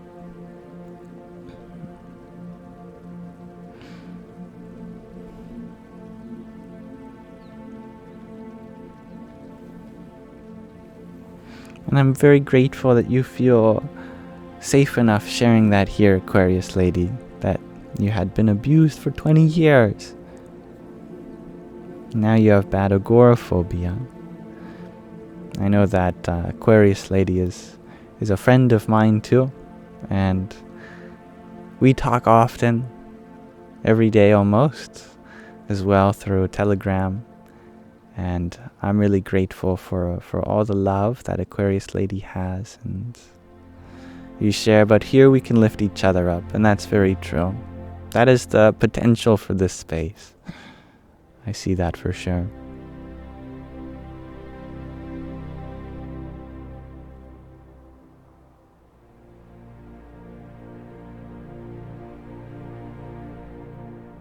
And I have seen you come a long way too, Aquarius lady.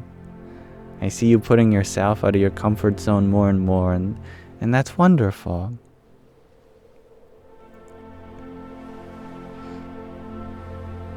And thank you, John Simon, for your heart me and rose. Hari Om Tat Sat.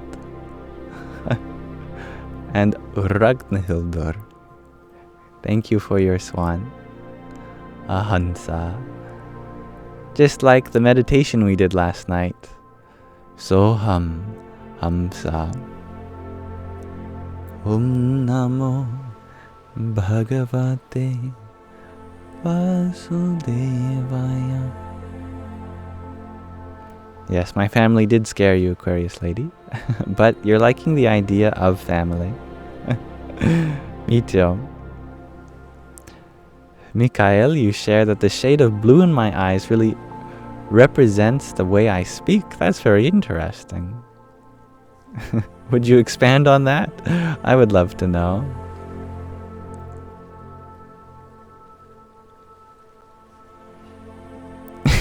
Yolo Farquad, you're here to introduce another lesser known teacher, Nila Badula. No, I'm unfamiliar with Nila Abdullah. Thank you for planting another seed.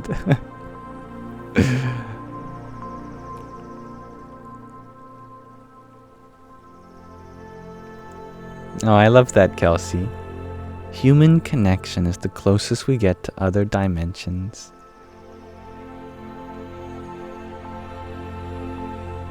And Dalita, you share that a house fire lost everything, made you grateful for everything, just glad you're here.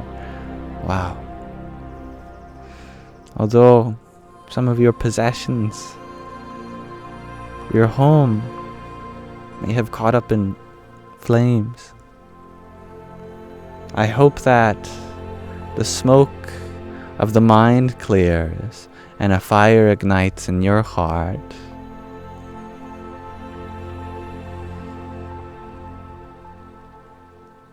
Everybody loves Raven. You share calm blue, calm speak.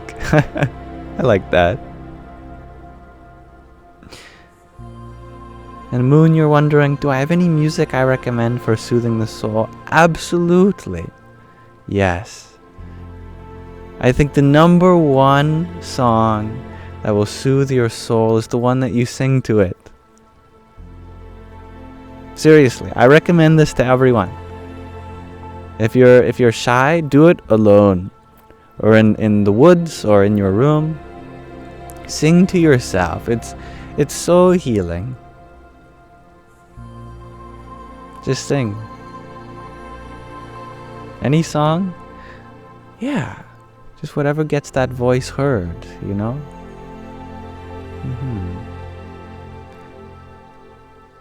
Let your mouth sing, but your ears hear. Sing to yourself. Or sing in the shower. Yeah, that's a great one. Mikael, you share, it's very hard to explain in words. I understand. Yes. And TikTok does not give you so much liberty to express yourself, given how many characters you have in each comment. Hello, Om. Moon, you share that I'm such a beautiful human and you're so glad I exist in the same timeline as you. Someone as beautiful as you, I'm sure, exists in all timelines, since each universe needs one of you. It wouldn't be a universe without you. For creation to happen, we need a creature such as you. And Jarrett, thank you for your community fest and your heart me. Hari Om Tat Sat. Mikhail, you share, you love everybody, but the character limit is your only enemy. I understand. Think of it as an encouraging challenge to condense big ideas into concise, powerful words.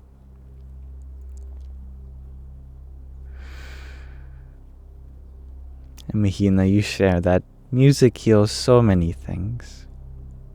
I agree. The vibration feedback is so fun. Yes, I agree with that too, G to infinity. I love hearing the resonance, feeling it too. And hello, Van Penguin. You ask, am I camping? Well, if you consider sitting on my deck camping, I guess so. Otherwise, no. Z-Rhymes, you shared that the chat would be devastated without a character limit. That's true, wouldn't it? Yeah. DKUZ, you ask, what does resonance mean? It means when something is vibrating, another thing also vibrates. It resonates. Like when, if you sing into a wine glass, it may resonate at the same frequency, and the vibration may end up breaking the glass.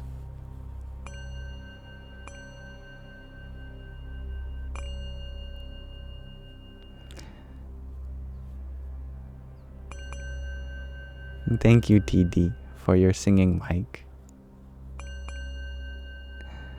Hari Om Tat Sat. It's very beautiful. Speaking of singing. And Joshua, thank you for your tiny. Yippee!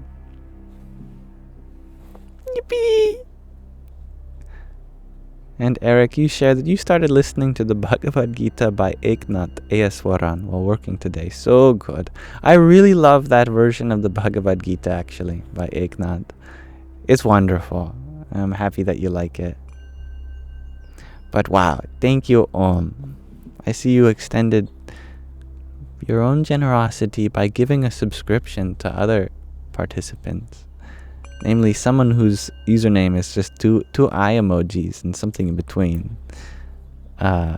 Justin Connors, Matija, Kate Johnson, and Alid.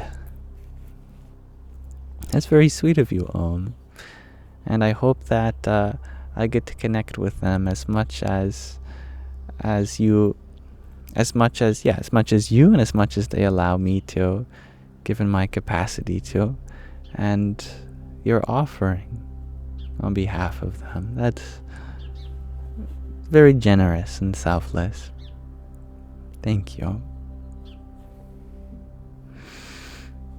And thank you, Van Penguin, for your ice cream cone.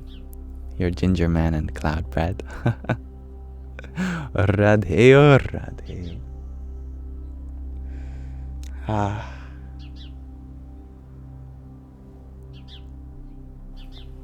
Thank you for sharing your blessings, Om.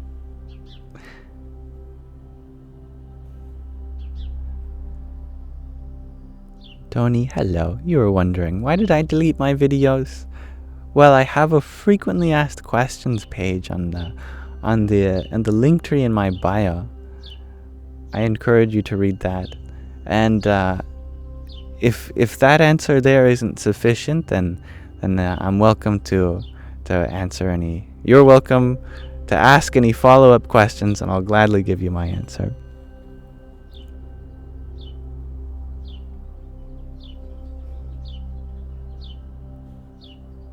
Awesome. Thank you, Van Penguin, for your whipped coffee, popcorn, and a trio of cloud bread also.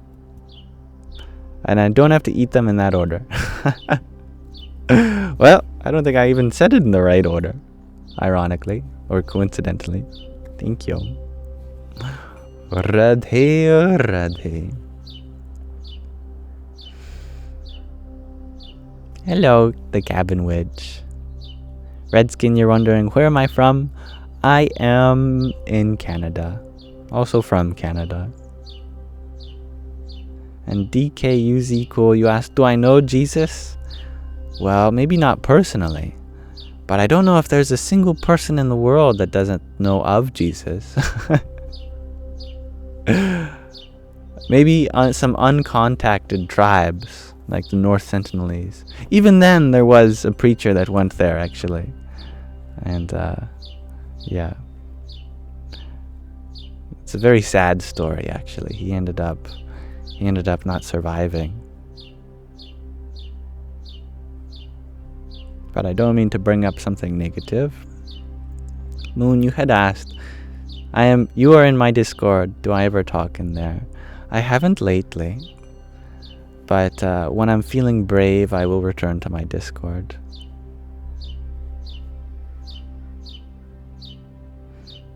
Thank you, MJ, for your 10 roses. Hari Om Tat Sat. Thank you, Moon, for your 22 roses too. Jai Sitaram. And everybody loves Raven. Thank you for your balloons too. Jai Hanumanji. An Aquarius lady. Thank you for your 40 roses too. Hari Om Tat Sat. And a Tiny Diny, thank you. Yippee! And thank you, Van Penguin, for your balloons and pumpkin spice latte. Radhe Radhe.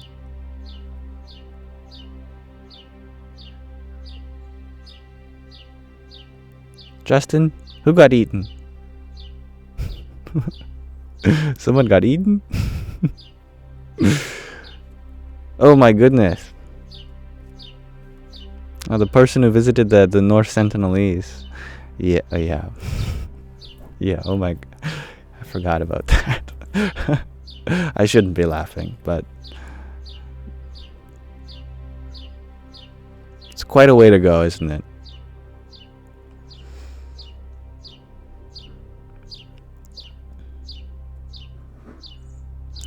Joshua, you are wondering, could I tell you the brief story of Hinduism compared to Buddhism, if I don't mind? The story of the religions themselves, well, they're very old. Let's start with Hinduism, because it's the older of the two, and then I'll tell you how Buddhism is related, since they're both considered dharmic. The dharmic religions include Buddhism, Hinduism, Sikhism, Jainism, and there might be some other minor ones, but those are the big four. They've all originated in the Indian subcontinent, in a place that is traditionally known as Bharat. And you could say that they're all kinds of forms of something called the Sanatana Dharma, which is why we get the term dharmic religion. Dharma is a Sanskrit word that means righteous duty, you could say. It's difficult to translate, but it has something to do with a righteous duty, but also a kind of knowingness, a kind of teaching that one lives, that sort of thing. It is said that long ago there were these rishis, these seers that lived in the Himalayas, or they didn't maybe live there, but they went there, and through deep contemplative meditation, they attained this vision, a vision that has so far lasted many thousands of years. And much of their vision was encoded in an oral tradition known as Shruti, and have later written down and compiled as the Vedas. And the Vedas refer to the scriptures, but also to knowledge of these seers. As such descended various Vedic religions, they're called, such as why some people use the term Vaidika Dharma as well, as one of the main branches of Sanatana Dharma. So where does Hinduism and Buddhism come into play? Well, Hinduism is an exonym, first of all. It's a relatively recent one from the Persians, I believe, who lived northwest of the Indian subcontinent. And to them, the Hindus were the ones who lived on the other side of the Indus River. So Hinduism was just whatever practice was going on over the river. But the Sanatana Dharma is much broader than just Hinduism. Hinduism, you could say, is the most direct lineage from the Sanatana Dharma. But it has had various kind of changes. One of the biggest changes is when Siddhartha Gautama, an Indian prince, came and he rejected the Karma Kanda portion of the Vedas. Karma, the word that means action in Sanskrit. Kanda means portion. So the Vedas, these ancient scriptures descending from these seers, it has two main portions, the Karma Kanda and the Jnana Kanda. The Karma Kanda is concerned with religion and ritual. The Jnana Kanda is concerned with philosophy and theology. So the Buddha explicitly rejected the Karma Kanda and created his own kind of thing called Buddhism. The vocabulary of Buddhism takes a lot of its inspiration from the Jnana Kanda of the Vedas, even though Buddhism is not a Vedic religion. So, you could say that Buddhism is a kind of Hinduism without all the ritual, which is a gross simplification, but I think in this context it makes sense. But it's also something very unique and not something dependent on Hinduism, but they are very much related. So the Buddha, he liked the philosophy of the region, but he didn't like all the ritual, all the religious aspects. So he took out all of that. He said God or no God, actually that's out of the question. It didn't matter to the Buddha. What mattered to the Buddha was a process called the noble quest. Noble quest is coming into contact with the permanent beyond the impermanent, to escape the samsara, the cycle of endless change, and enter into nirvana, kind of ceaseless peace without any ritual. And this happened 2,500 years ago, about 500 BC. The Buddha had this change in mind for the region. One of the biggest differences between Buddhism and Hinduism at large is, besides the rejection of the Karma Kanda, the ritualistic portions of the Vedas, he also emphasized anatman, which means no self. Don't get yourself involved. Mentally, conceptually. Just drop the concept of the self entirely. Strive to be one with what's going on, but think of the liberation of sentient beings. Don't think of your own limited identity, because if you go and search for yourself, you'll end up empty-handed. To the Buddhists, there is no self. There is only life. There is only a witnessing happening. And that's almost the opposite of what the Hindus believe, even though it's very complementary, in my opinion. The Hindus, they say, oh no, involve everything with yourself. There is only the self. There is no other. All is you. You are the universe. But to me, whether you believe in Atman or Anatman, the common ground is this. Don't make such distinctions between yourself and others. There is just a kind of unity beyond boundary. But yes, many Buddhists also consider themselves Hindu, and many Hindus consider themselves Buddhist since they're so closely related. For example, the many Vedantic traditions, which are one of the philosophies of India, They reference Buddha's words all the time, as well as Vedic scripture. Particularly Swami Saurabha Priyananda of the New York Vedanta Temple.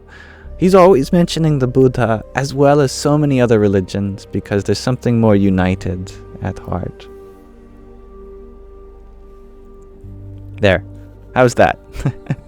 That's some backstory between Buddhism and Hinduism.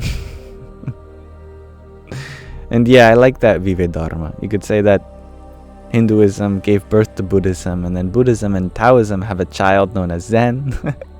I love the genealogy of religion. It's very beautiful. Religions can have parent religions, and child religions too.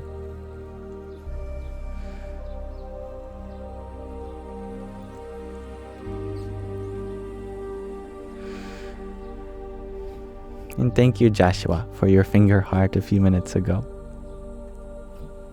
Hari Om Tat Sat. And I'm so happy that you liked that explanation. You even teared up. My goodness. They're both beautiful. There is so much beauty in both, I agree. And thank you, Agnas Bashir, for your rose. Hari Om Tat Sat. And Talon, thank you for your heart me and your 4016 bracelets too. Jai Sitaram. Ashka, you ask, would I be interested in being on a podcast? Certainly, yes. I love hopping on interviews or podcasts. Always a good time. And thank you, Cold Ghost, for your cloud bread. Radhe, Radhe. Tony, you share. You are hoping that you could show your videos to your new girlfriend. Oh my goodness. What an introduction. Hello. I would like to introduce you to some of my favorite Yamsox videos. That's nice. Well, I will be happy to direct you to all the places that you could maybe learn about the things that I learned about too. And then maybe you and your girlfriend can explore that source directly. I hope that's an acceptable compromise. Otherwise, you're welcome to bring your girlfriend here and we can have a chat together. Indirectly a little bit, but through this live stream. Ambrosia, you share that you dumped a ton of Yamsox vids on your husband one day. That's funny. Thank you, Ambrosia, for your pair of bubble teas too. Hari Om Tat Sat. She doesn't use TikTok. Well, that's okay. Maybe you guys can cuddle on the couch together and hold the phone. I don't know. I don't want to take time away from your guys' personal time, so it's okay. And thank you, Amy, for your rose too. Hari Om Tat Sat. And Mahina, I'm glad you liked that explanation. And you subscribed again. You must like it here. That's good. Well, always, I'll keep an eye out or an ear out for any adjustments I can make to the space that better suit your needs and wants. Let me know as well.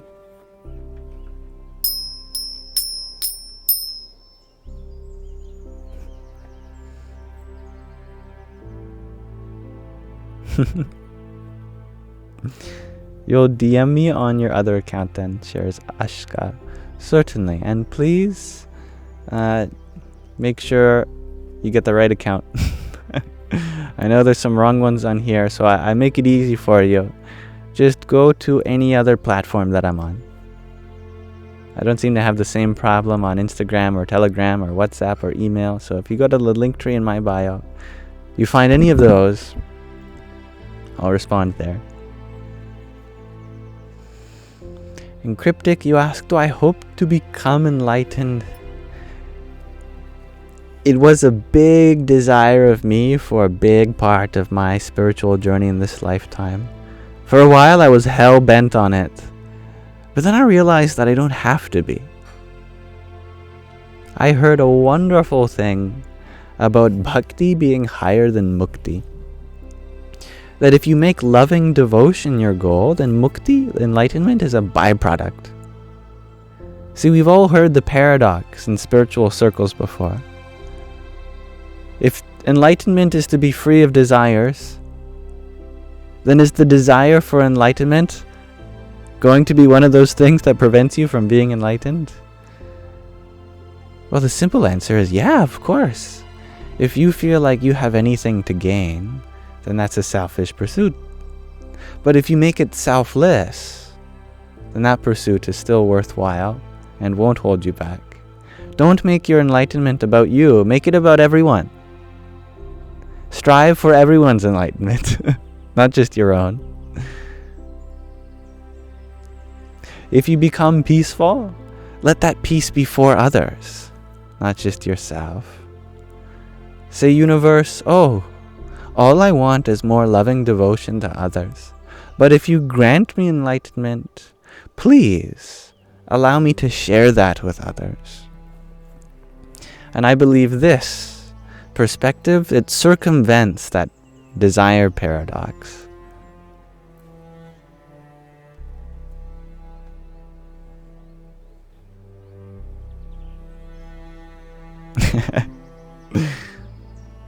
I have you all speechless, shares Kelsey. Wow, I like hearing your voices. Thank you, Tony. You are such a wonderful inspiration for me to get back into it one day.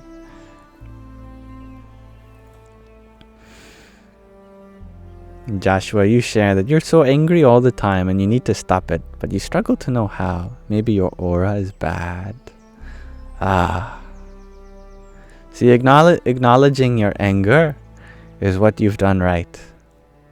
But telling yourself that you need to stop it is what can be improved. Acknowledging that you struggle to know how is what you've done right.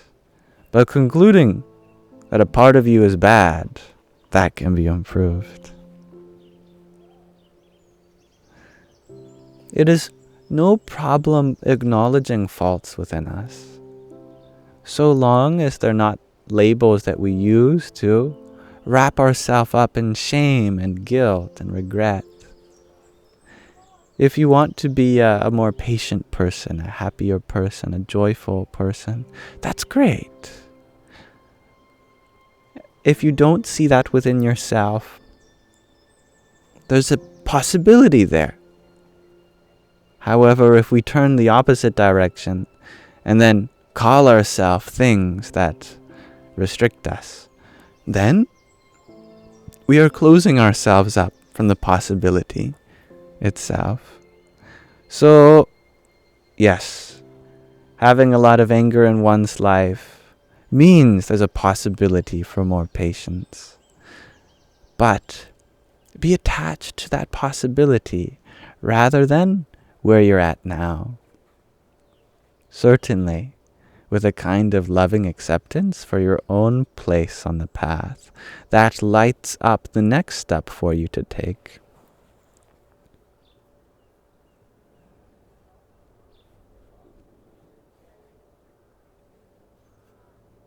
Sherlock, you have a query of the utmost importance. If it's about forks and spoons, I'm going to explode. Mahina, you ask, can I become enlightened without knowing it? I don't know.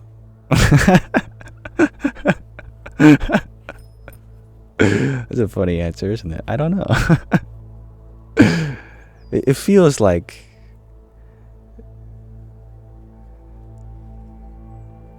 that was an answer, even though it was the lack of one. But I don't know if it was or not.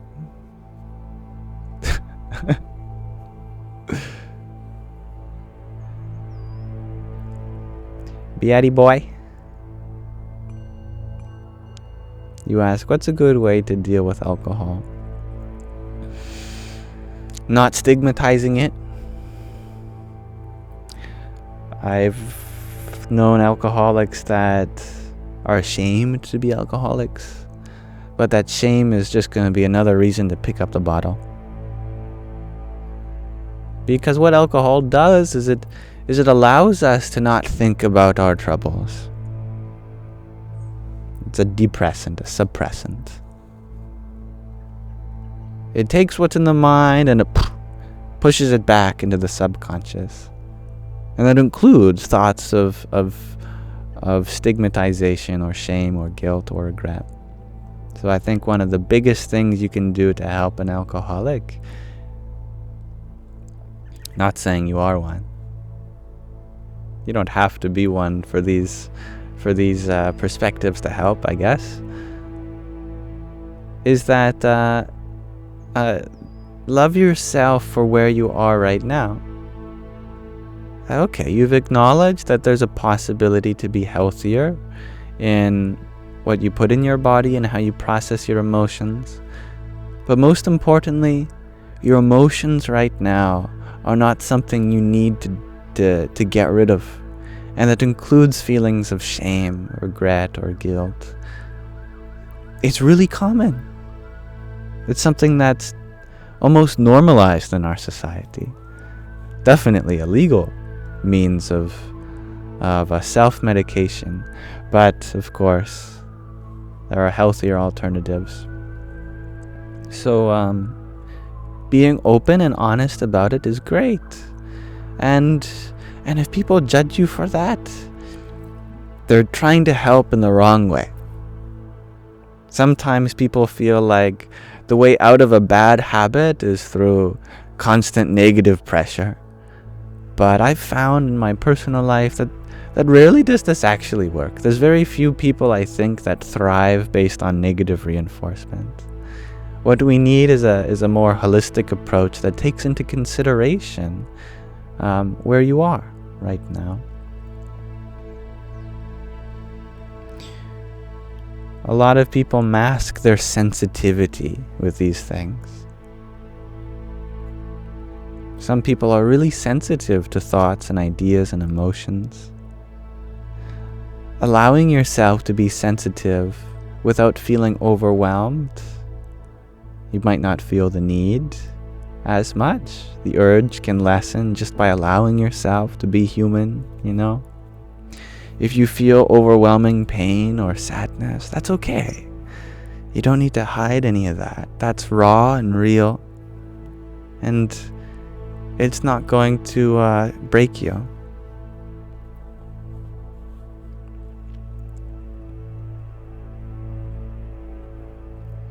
But thank you, Joshua, for your tiny. Yippee! Joshua, you shared as well that you're just hurting all the time and it makes you angry and you just want to know how to improve it. And that makes a lot of sense to me. Yeah. And I'm sure as you've observed, that anger, though a valid emotion, by itself is not necessarily going to solve the pain. It may even add to it. So kindness to yourself can go a long way. That maybe you don't know the cause of the pain right now, but you don't have to figure it out to start taking care of it. For example, if you saw someone on the road and they have a scrape on their leg, whatever, do you really need to know how they scraped it? If it's clearly a scrape, then still, the effective treatment is not going to change. Of course, in some contexts, more context is needed, but for the sake of emotional pain, love, unconditional love without needing to intellectually understand why there's an absence of it, that'll definitely help. And you just emailed me, Aksha. Well, thank you. I look forward to reading it.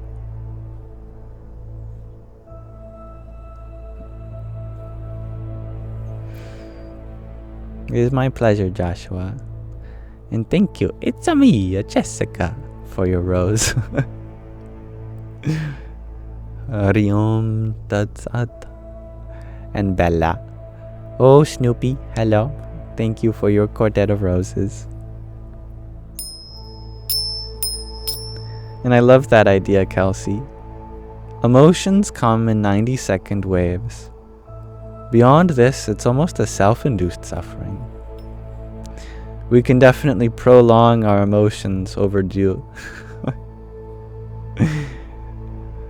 I see the truth in that. And as you have mentioned, I'm sure there are cases where emotions last longer than that naturally, or shorter than that.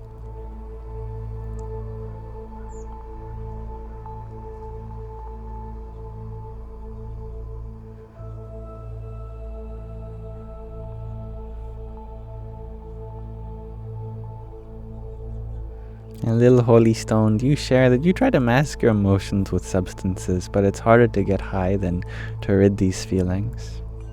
That's very honest of you for sharing. Thank you. Yeah. We, of course, we use substances primarily because we feel like there's something missing.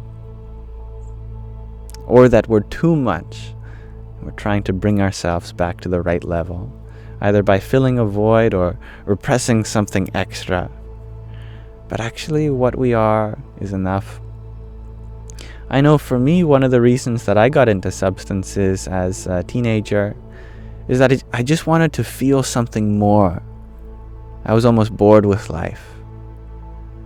But when I was a kid, when I was a child, I was never bored with life. All the faculties inside me for producing all the right experiences for me, they were working phenomenally without any need for a substance. So, though it was a learning experience to go through the process of using substances, ultimately it led to the realization that all the faculties are inside us.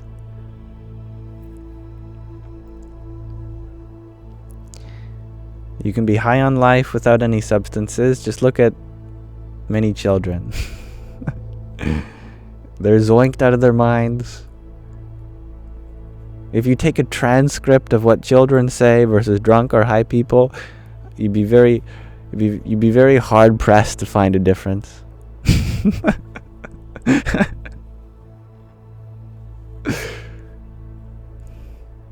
Hello, my name is Ya.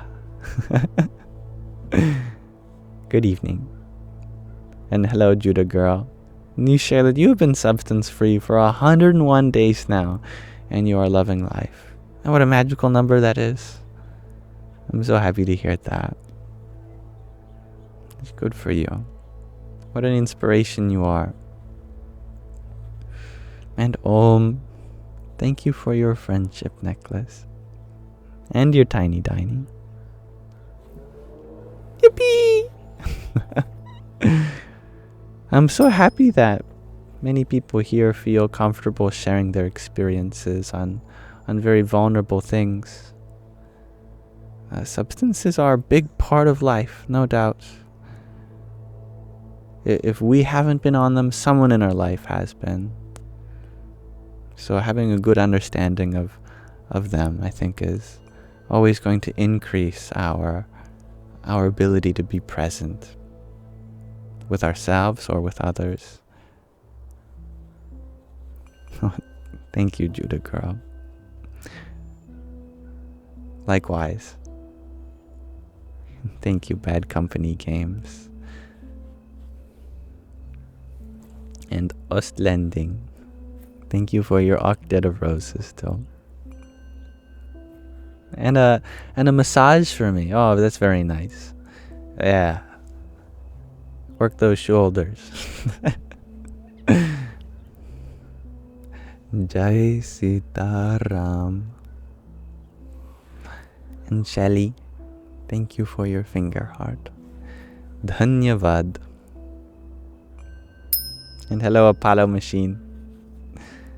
My voice is very calming. That's good. It's better that than annoying. And Cryptic, thank you for the love, yo. Om Namah Shivaya.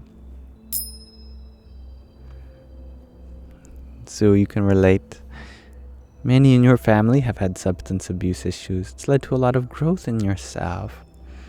It's wonderful that you can take what is a particularly negative experience for most and use it for growth and understanding.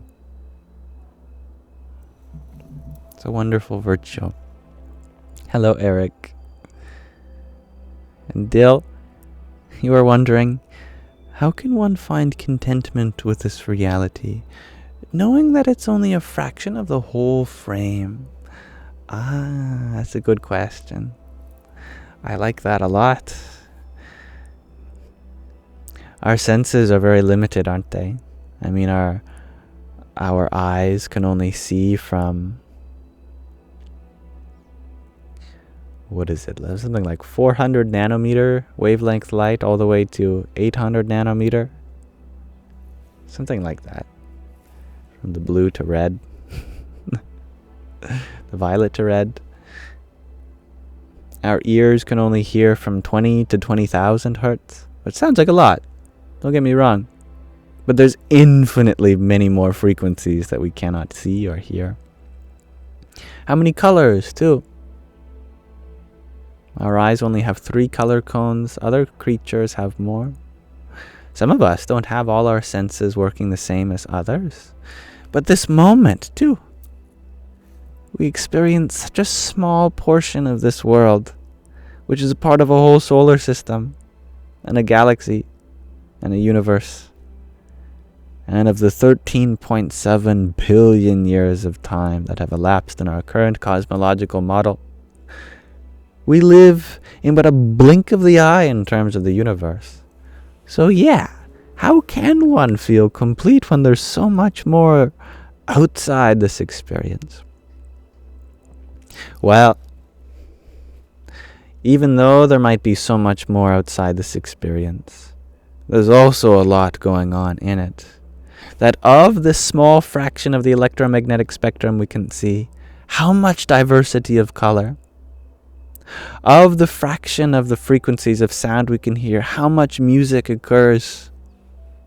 How much beauty we see with these dull eyes. Our tongue, our nose, our skin. How much room for experience. We are connected by the internet now. That extends our reach far beyond our local place. And that's just an objective thing. Subjectively, the whole universe is contained inside you. That your experience of life is the fullest experience that's available to you. That you cannot be missing anything because you are enough as you are. Besides, time is merely a concept. When you realize that all of the past exists as the present. Since the present is merely the accumulation of all past. Therefore, you're looking at the entirety of 13.7 billion years, just bundled up into this moment. And this moment also contains that which will unfold for the next how many billion to trillion years. It's all here in some way. All dimensions of life that are conceivable are available in this moment. Thinking in this way, how can you be separate from something you're missing? How can there be something missing from the wholeness of experience now?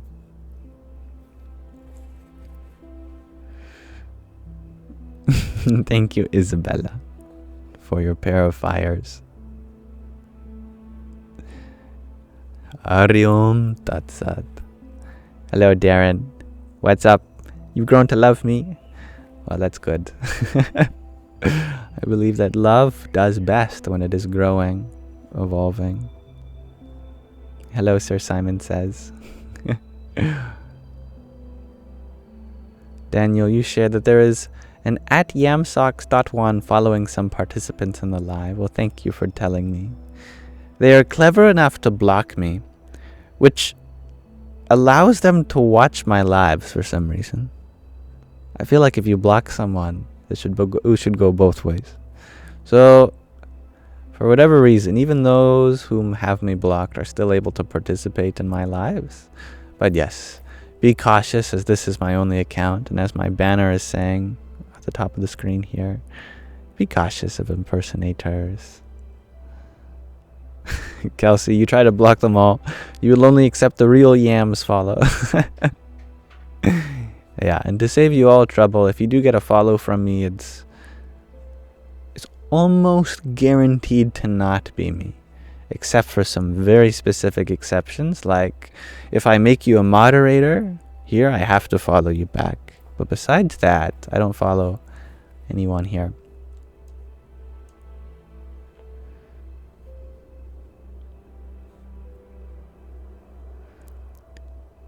And thank you for asking my pronouns, Ash. That's very respectful of you. I'll make it very easy for you. I'm happy to go with the ones implied by my biology. He, him. But if you see the femininity in me or anything else, then that's fine to me also. I have no problem with anyone using any pronoun. Besides, what we really mean is, what are my third-person pronouns? Which means, what do you use when referring to me when you're talking to someone else? A third person. Well, what you refer to me as when talking to a third person, that's up to you, isn't it? But in the first person, I am me. And in the second person, you are you. In the third person, I'm not there, so how can I tell you?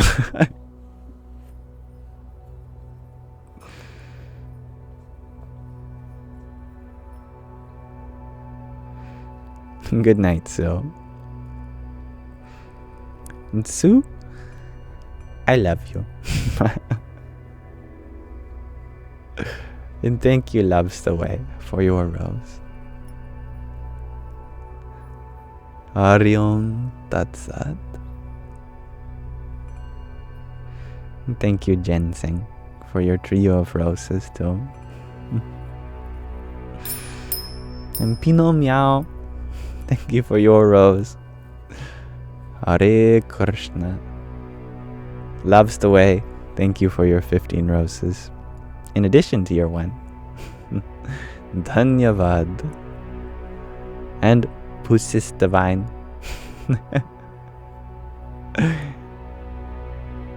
Thank you for your rose too. Pleasant Moon, you're wondering, can I describe what I do for work? It's very simple. I wake up and I respond to messages from all of you, and I go live and I upload the recordings and the clips to YouTube and stuff. And whatever I get in donations, that's enough to support me, but my work is for free. That I never charge, and that everything is work for me. Everything is a kind of spiritual job. I'm a servant to the universe.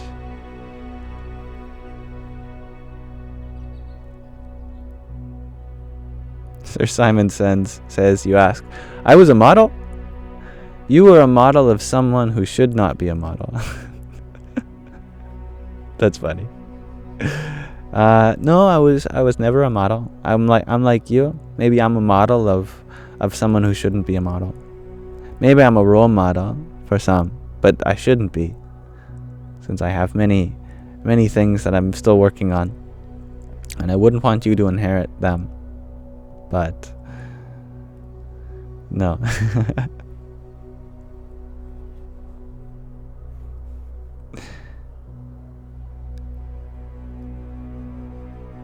Hello, Greg RG. Radhe or Radhe. Good night, Hanika. Oh, I'm glad you're going to bed a little earlier today. It's important. Math model. I like math models, yeah. And hello, Kahoia. You share,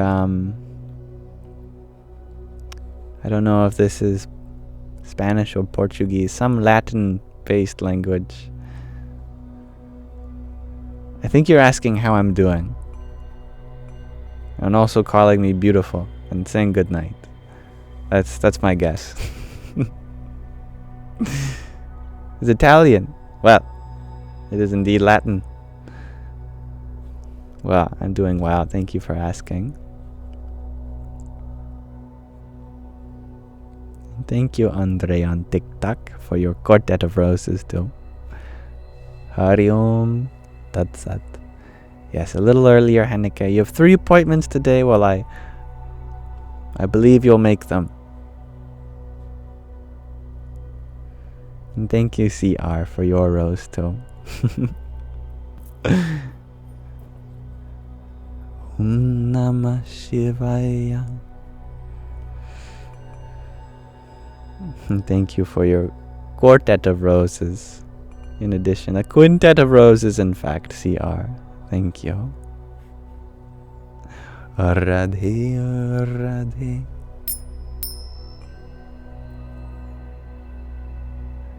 Muffins, you're wondering, how do I feel about plant medicines? Well, ultimately, I think we get a lot of medication from plants. That now it's been extracted and synthesized in labs and given to various bacteria colonies to synthesize too.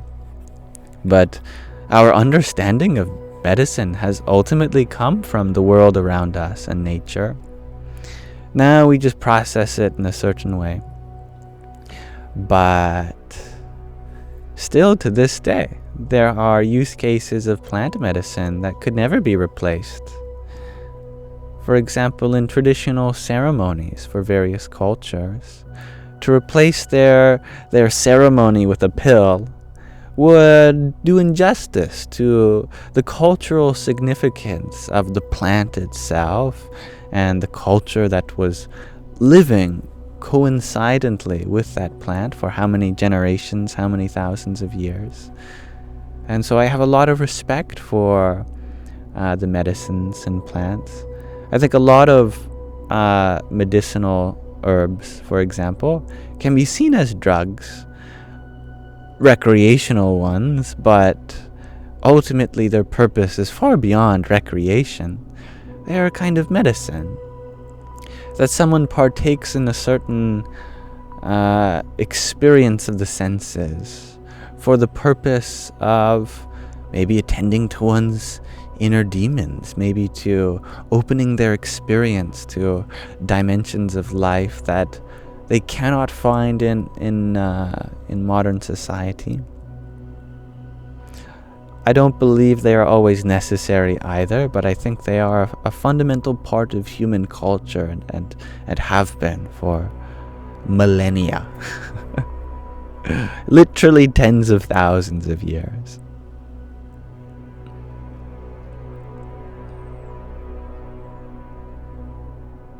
And thank you, Benjamin, for your heart me too.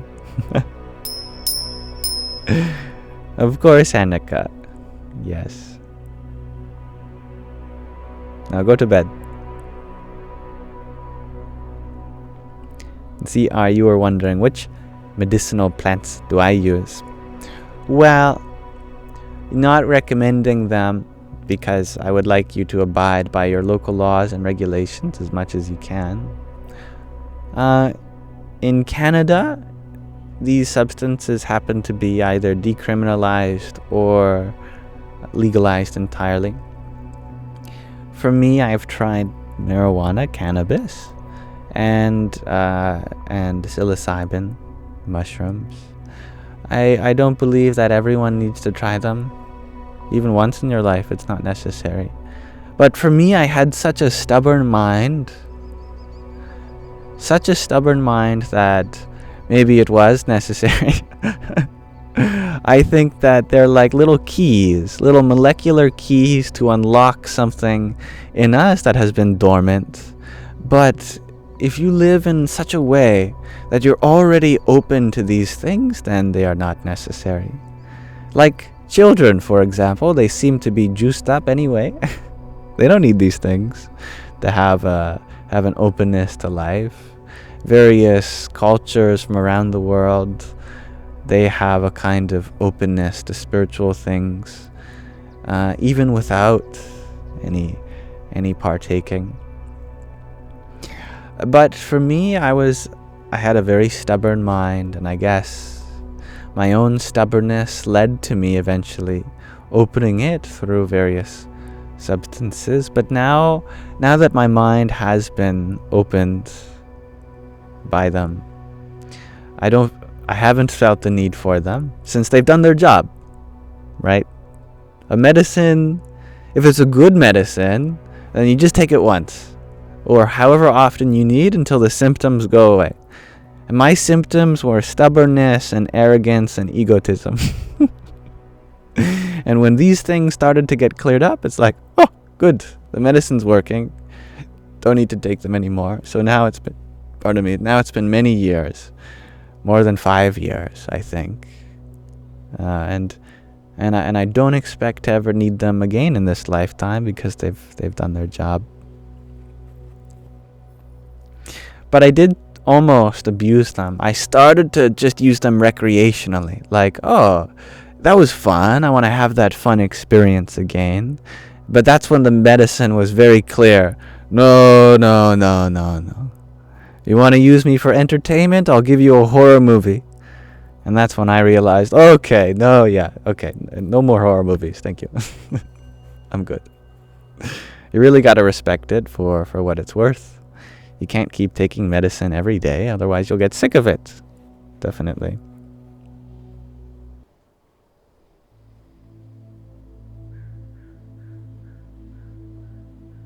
But they have a purpose. Hello, beanbag.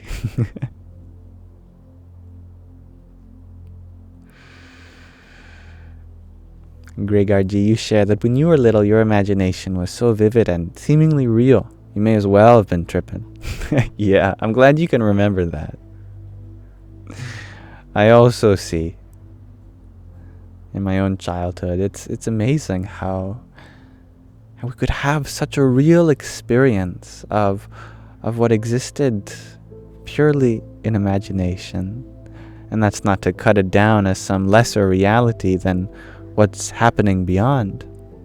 But our imagination is a very deep and spiritual part of our psyche. It really does open us up to the latent potential that's submerging this whole universe.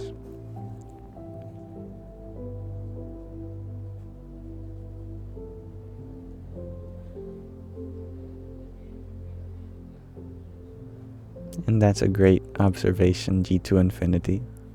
When the medicine is respected, it can be very helpful. Yeah. Medicine is like an authority figure. You have to respect it. You have to ask for it, what you want. And it might not give you that, too. Hello, Lice. Welcome back. Beanbag, you share that the last horror movie you watched, you had a nightmare and it was horrible. I'm sorry to hear that.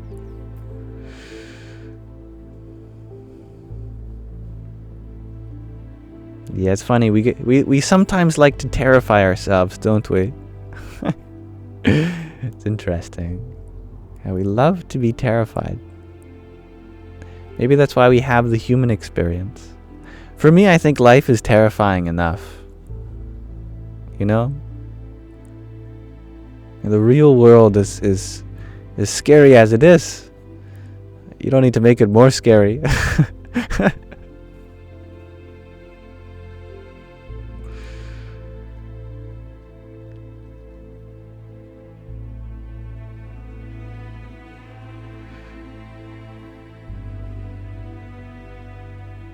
And Hanneke, you're wondering, what did I say, psilocybin? It's a difficult word to spell. But you're still here. You should go to bed. Hey?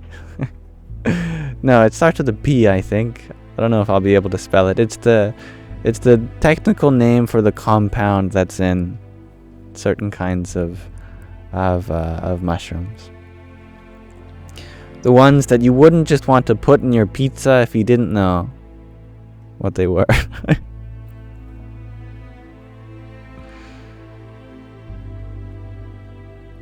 That's a funny way of putting it, Gregor.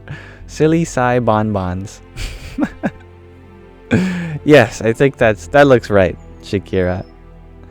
Psilocibin.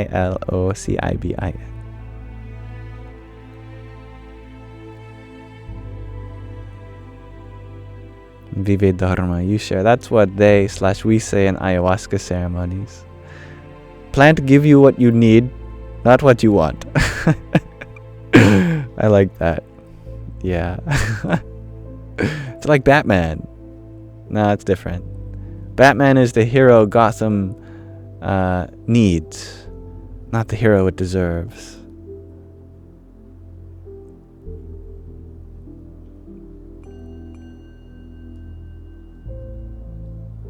And what medicine was I talking about? The green bag? Well, Beanbag was here. That's one of our guests. Beanbag. It's a great name. But yes, the very commonly known green plant medicine, cannabis. That was another one I referenced. Beanbag is here. Shares beanbag. Indeed.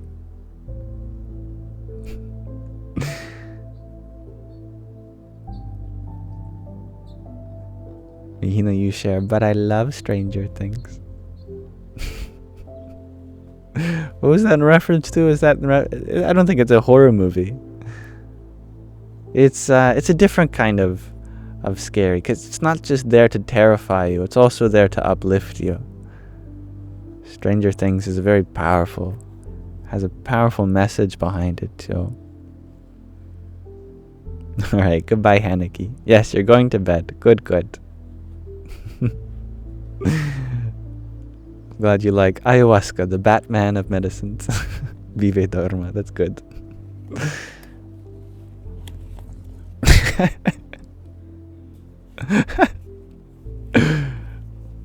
That's funny, thick boy. Okay, I would like to read from a passage of the pocket Pema Chodron with you all. I think it'd be a nice interim for the moment. Pema is a lovely Buddhist monk. She's one of the wisest women in the world. And that's not just my opinion. That's what shows up if you Google her name. It says in her bio, Pema Chodron is a Buddhist monk and one of the wisest women in the world. I love that. You have to really be a good person for that to be your Google bio. Okay, I'm going to have the cover showing in case people are wondering what we're reading.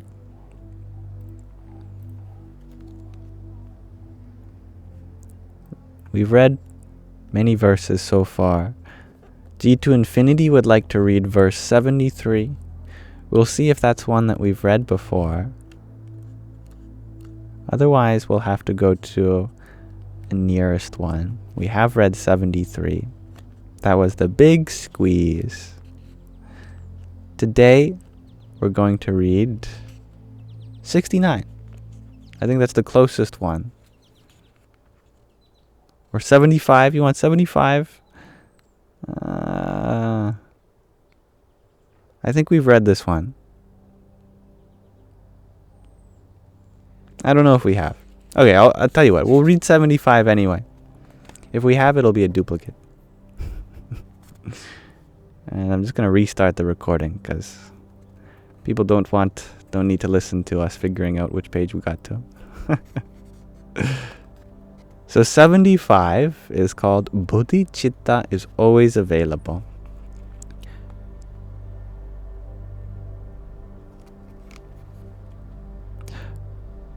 Bodhicitta, the tenderness of the awakened heart, is available in moments of caring for things, when we clean our glasses or brush our hair. It's available in moments of appreciation, when we notice the blue sky or pause and listen to the rain. It is available in moments of gratitude, when we recall a kindness or recognize another person's courage. It is available in music, in dance, in art, and in poetry.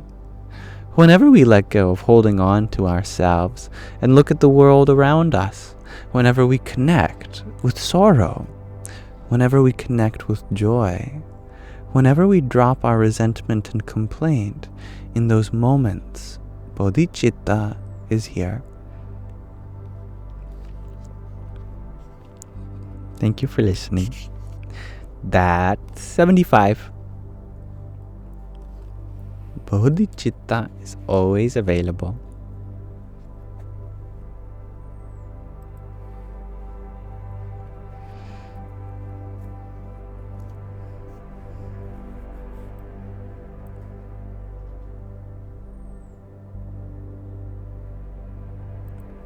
Oh, I minimized me. I'm free. Just Pema and a beautiful view. No, I meant to minimize Pema. It's funny, it's very Buddhist, isn't it? I tried to let go of my teacher, but all I did was let go of myself.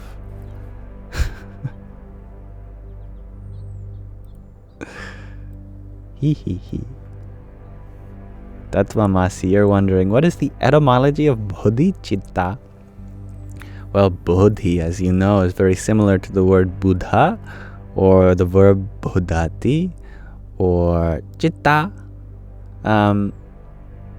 That is from the guna of... No, sorry, not the guna.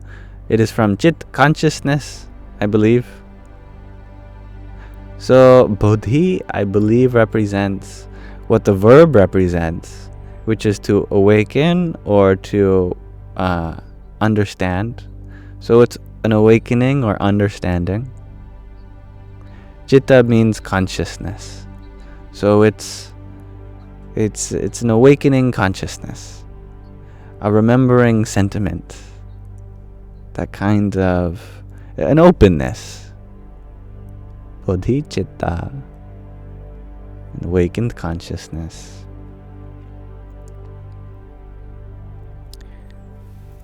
I like your question, CR. Why is it spelled with a B and said like a P?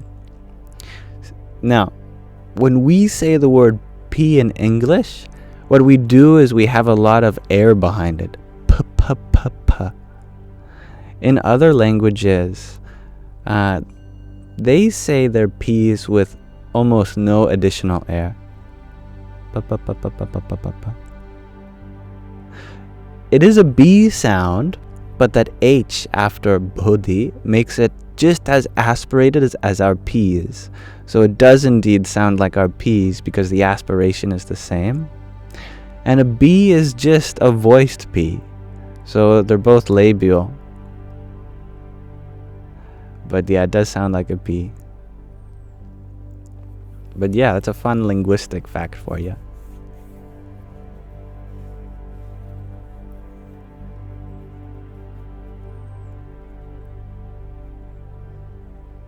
And thank you, Isabella, for your trio of roses. And Dove Darker, hello. And thank you for your heart mate. Hare Krishna.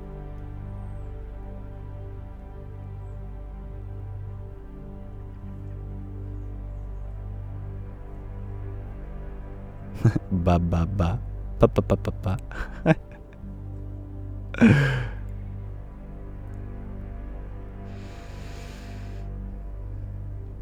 Beanbag, you asked, do I let people join my lives? I don't know if I have the option to while I'm streaming from a computer. I know on the phone there's a little guest panel.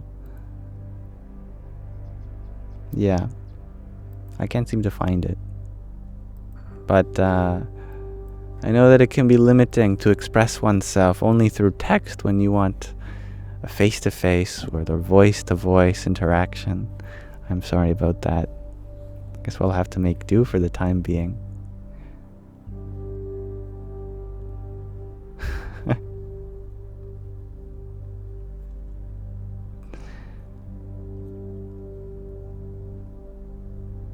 Miss B. Cray. I like your name. You share that I look like I have the highest amount of inner peace. Well, how would you know? If it's inner peace, then it might not be outer peace. Unless you can see my soul. If you can, then please look past all the trauma on the way there.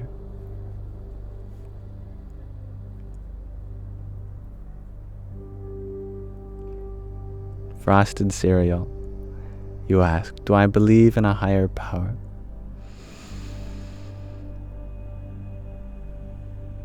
Do I believe that I control the universe? Basically what you're asking. Because if there's no higher power, then that must mean that all the power is within me. That I'm the one moving all the planets, all the stars, the galaxies.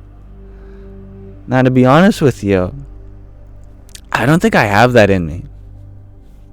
Some of you look very highly up to me, but I don't feel like I have that power, personally. Heck, I don't even feel like I have total power over my own body.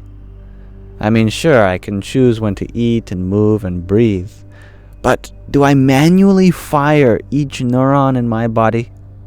Do I engage each cell in reading my genetic code and assembling the proteins? I don't think I do most of anything. Whatever power I have, it's much lower than the power that's going on around us. That's definitely higher than me.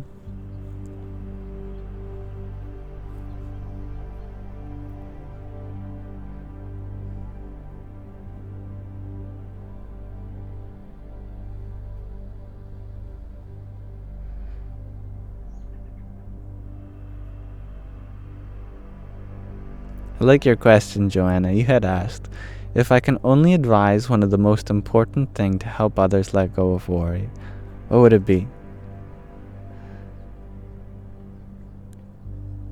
Sometimes I think if I could say something that everyone in the world would hear all at once, what would I say?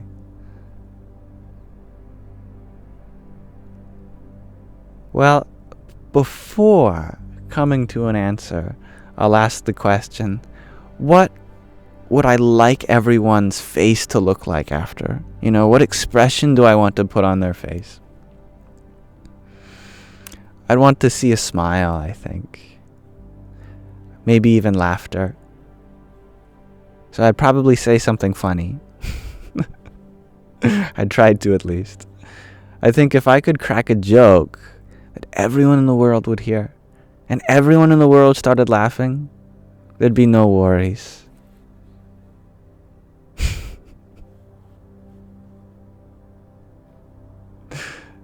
Gregor, you'd share that you'd say, haha, suh, dude. That'd just confuse everyone, like, what? Who said that? I suppose anything you say would probably confuse someone. Unless it was like a divine commandment. Then it would make sense almost. Then in that context, you'd almost have to pretend to be the divine in order to not scare them. Because then they understand, oh, the context? Oh, I'm not just going crazy. It's from a higher power. I don't know. That's a fun thought. So what advice would I give, most important to give to anyone who wants to let go of worry? If there's anything that this chain of thought had in common, it's a kind of lightness. That we should poke fun with the world and with ourselves. Have a sense of not just humor, but humility. That we are but small beans on a really big rock, flying through space. Sure, it can be overwhelming at times, but that just goes to show the fullness of life. And you don't have to understand it all in order to be allowed to be here. And hello, Laura. You're wondering, what's the message for the day? The message for the day is laugh with yourself, not at yourself.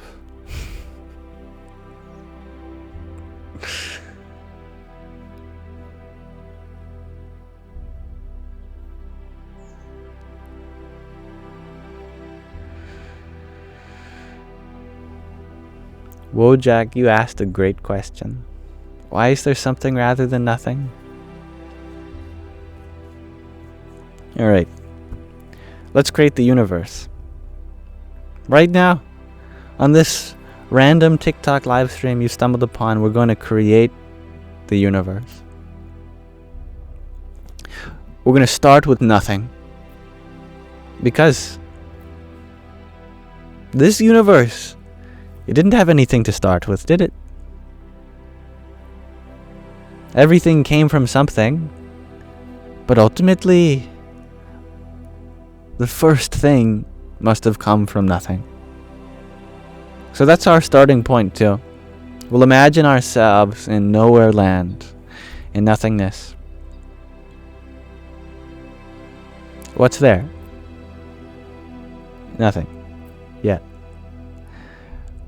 So, one of the biggest mysteries of the universe is not just how something arose from nothing, but that consciousness arose in that something. If nothing exists, what's conscious? Because our consciousness too must have come from that nothing. But in that nothing, what's conscious? Well, surely nothing is conscious, right? Nothing is conscious. Nothing is conscious.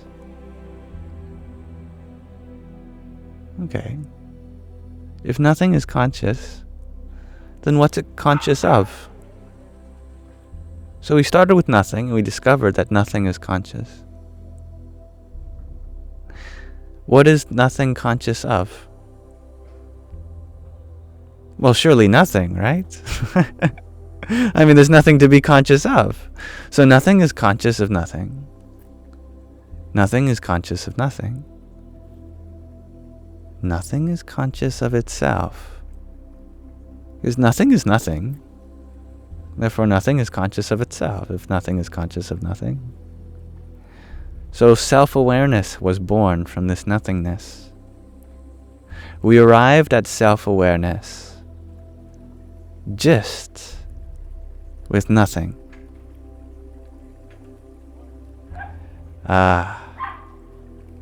Genesis. In the beginning, that nothing discerned between itself, discerned between awareness and not.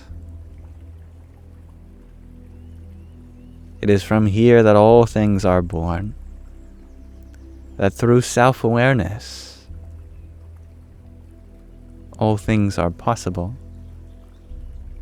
Everything is just nothing in various combinations of being aware of itself. Even mathematically, the set theorists, they posit that everything in existence is just made of sets. Sets containing other things. What are those things? Also, sets. Sets containing sets. What do those sets contain? More sets. But what even is a set? It's just something that contains something else. Or doesn't contain something else.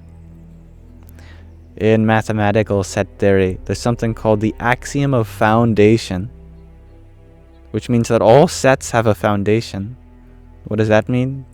It means that if you keep opening up a set and taking a set out of that and opening that set, this process will not go on forever. there must be one final set that doesn't have anything in it. You cannot have any infinite chains of containment. You can have infinite sets. You can have sets that contain infinite things breadth-wise, but not depth-wise. Therefore, the foundation of all sets is the empty set. That if you keep opening up anything, because that's all anything really is, it's just a container. And everything inside that container is also just a container to something else. But if you keep opening up the containers, eventually you'll find an empty box, an empty container, an empty set. Nothing. A container is merely just an acknowledgement of a collection of things, an awareness of objects. And all objects themselves are just awareness of objects, collections of other things. But the final level of all sets, the foundation, there's just awareness of nothing. So from awareness of nothing, all things have arisen, just in various combinations. First the integers, then more complex sets. This was actually how I got into spirituality. So I thought about this question from a mathematical point of view. I thought, if everything is just made of sets, and sets are ultimately made of nothing but awareness, then there really is nothing in the universe but awareness. You could call that awareness spirit. You could call it consciousness, but it remains the same. So why is there something rather than nothing? Actually, there's only ever been nothing. It's the building block of something, of anything, of everything.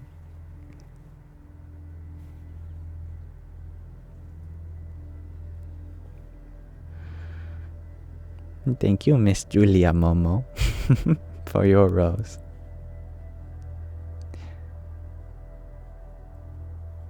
Hari Om Tat Sat. It's like sleeping. And that's why some spiritualists, especially Hindus, say that when you are asleep, you are closest to the source of everything. Whether you want to call that God or the divine, doesn't matter to me. Deep sleep is closest to Turiya, that witness consciousness from which everything arises.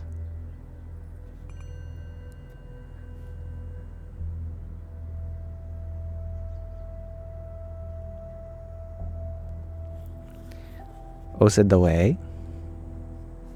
Ositaway. You asked, do I read cards? I do. I have a deck right here. Here, I'll pull one for you.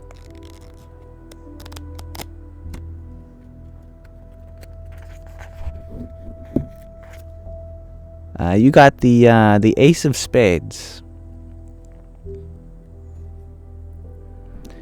I believe this means that that in blackjack you'll have an increase of winning. That you should stay, actually. Yeah.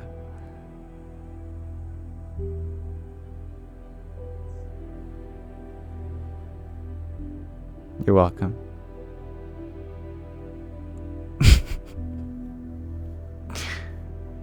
Thank you, Darth Jadar, for your heart meme. Hello. Hari Om Tat Sat. Shakti Crystals and Co. I love your name. Thank you for your hand hearts. Om Namo Bhagavate Vasudevaya. Shakti is what's responsible for everything. Shakti is the force of creation, preservation, and destruction. The divine feminine which is in charge of compelling all things into movement and action. The energy. Mother Nature. We were just reading about 3 kinds of Shakti in the Vachanamrut today. The Jnana Shakti, the Kriya Shakti, and the Icha Shakti.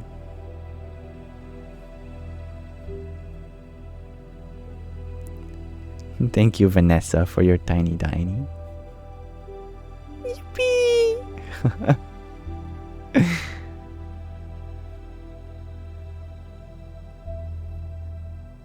Now, Miss Julia Momo, you're wondering, any books? Yes. The most meaningful words that could ever come to your experience are the ones that you write down yourself. No, seriously.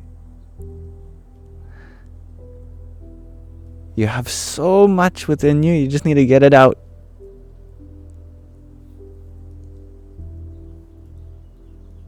The best book you can buy is one with blank pages. And then at the start of each page, write a really big question. Write a question that you think you can't answer because you're so humble. But have the confidence that you can answer it. Ask yourself, why do I exist? And don't let anyone else tell you why. Come up with that. Dive into your own experience. Bring it up to the surface. Write it. Maybe the first thing you write doesn't fully make sense. Ask another question. Why do I feel this is so? Bring up your experience again. You have a wealth of knowledge within you. It just has yet to bubble up to the surface, since we don't give it the opportunity to. All those great mystics and sages, philosophers, spiritualists, they didn't just get to where they are by reading the works of others. The most important thing is that they looked within their own experience. Not because they had something that other people didn't, but because they took the time to introspect, whereas other people didn't. What sets you apart is your ability to go within. Bring something with you back into the world. The hero's journey into the depths of one's soul. And I'm making it seem like it's something really big and profound. And of course it is, but it's also very small and practical. Just by thinking, what do I believe is true? Why? And continue inquiring into yourself in this way, and maybe you write it down, or maybe you paint, or maybe you sing, maybe you express it in a different way. But regardless of the medium of expression, let those bubbles arise from inside.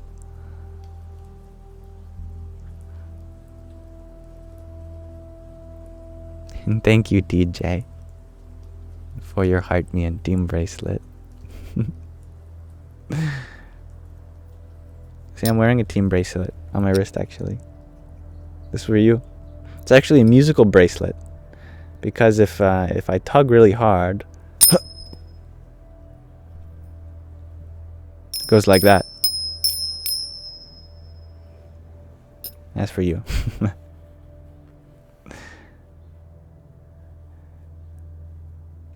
It's a good song. Yes.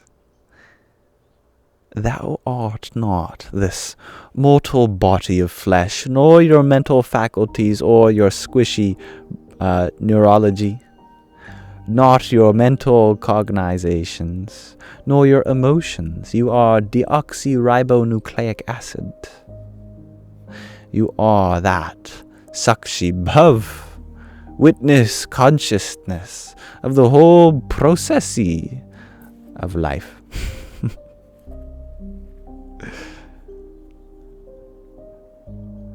There, that's your Old English version.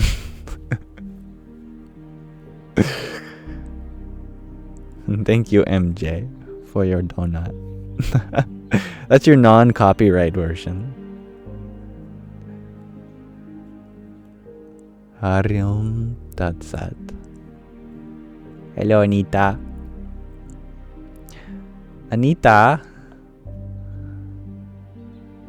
Anita, hug from you.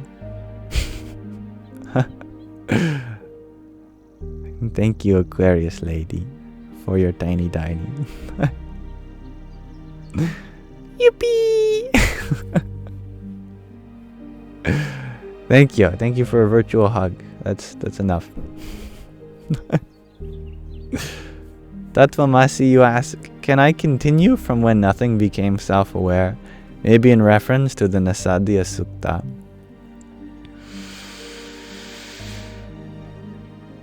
So, we start with nothing. The agency of nothing applied to itself is that of self-consciousness, self-awareness. And we start with a point and it wraps around itself to form a loop, a circle. If you take absence and project it upon itself, you get presence. The non-existence of non-existence is existence. We've taken zero to get the one. The set containing the empty set is one. And this is true mathematically. It's called the von Neumann ordinal. If you're a fancy pants, like to know these things. The empty set is the zero. The set containing the empty set is the one. That is awareness of awareness. So we've got zero. And now we've got one. We've produced two things.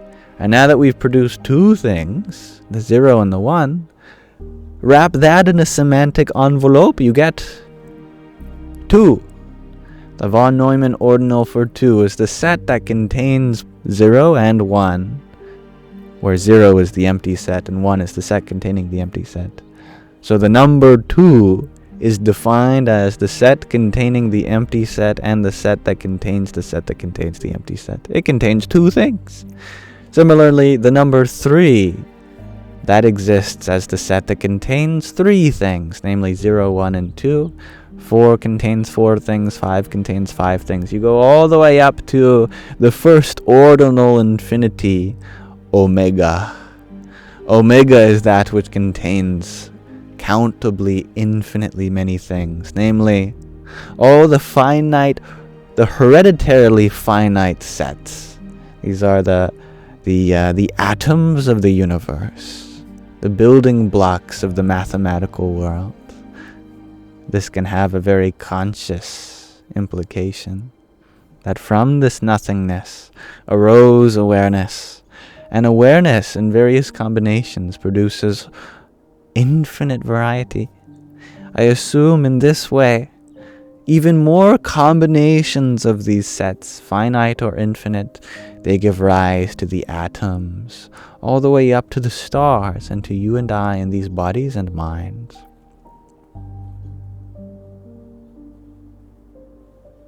Some mathematicians differ as to exactly what combinations of sets produce the various objects.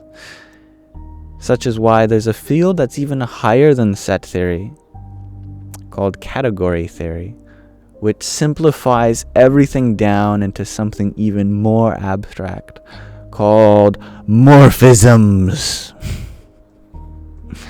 Everything is just a morphism.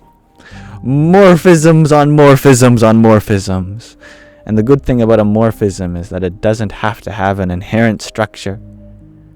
Because if you find one way of representing something and another way of representing something, there's a morphism which shows you how those two things are equal.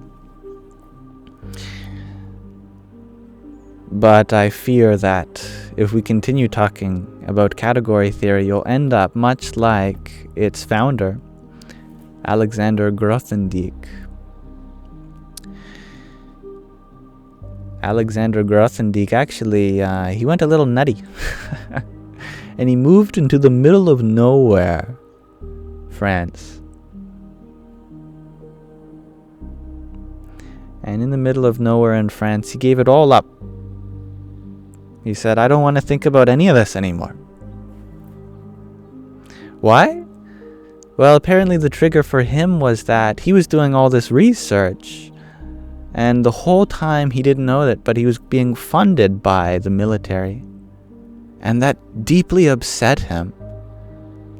That the reason all his work existed was because of an organization that is responsible for a lot of suffering. Can be. And so he left mathematics all behind. And he actually grew very distant with everyone, all of his colleagues, and he decided to think about life in a different way, a more kind of immediacy, practicality that's not merely up there in intellectual fantasy. So although this is fun to think about, there are consequences if we only think in terms of big intellectual ideas. It can take us away from the reality of the world, the reality of suffering. Even though we may understand its fabric as very mathematical, geometric, there's a beautiful correspondence between geometry and everything in this world. There's also a very human level of this world, which is emotions and pain and joy and happiness. And we're not going to get there merely through intellectual pursuits. So, I'm going to pause our generation of the universe with nothing and everything and sets and morphisms and awareness and consciousness.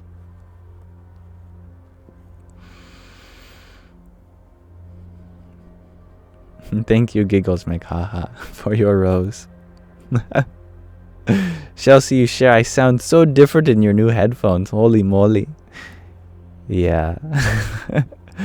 I recommend headphones to anyone who listens to this. Definitely.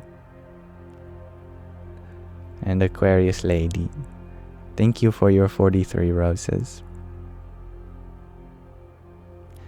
Hari Om Tat Sat and Tattvam Asi, thank you for your quintet of roses. Jai Sitaram. Thank you, Giggles McHaha, for sharing such wonderful sentiments. All the same to you. And I love the way you put that, Miss B. Gray. You don't think we are meant to seek out answers to life? Life is not an answer. It is a question. It is no conclusion. It's something open-ended, isn't it?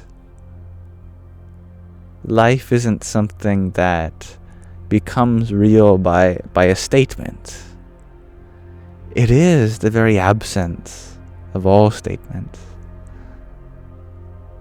It's a kind of potential.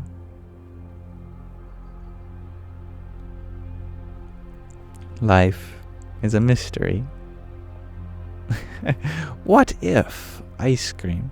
Yeah. Exactly, Greg RG.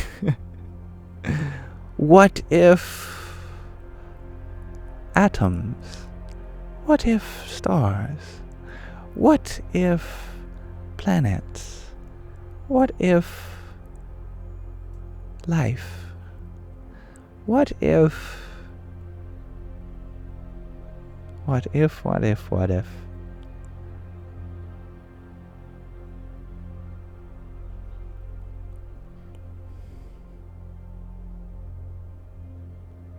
Mahina, you share that you think everyone should write down their life story from the earliest memory to now. Then go on. Alright, let's all take a break and we'll meet back up. We'll just write down everything that's happened in our life so far. And we'll regroup.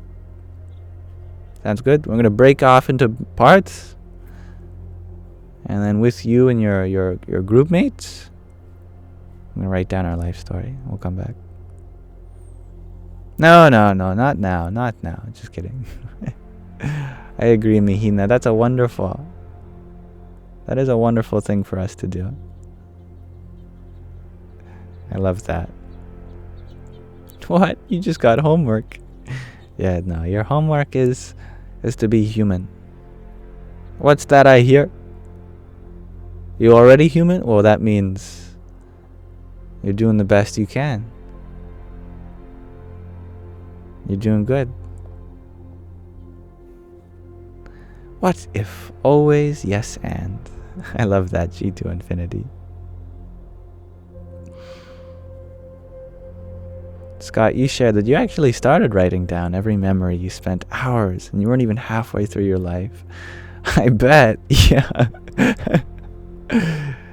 Oh, I don't think even a single journal could capture a day's worth of your life. If you wrote down everything you noticed, every thought that came to mind, every experience.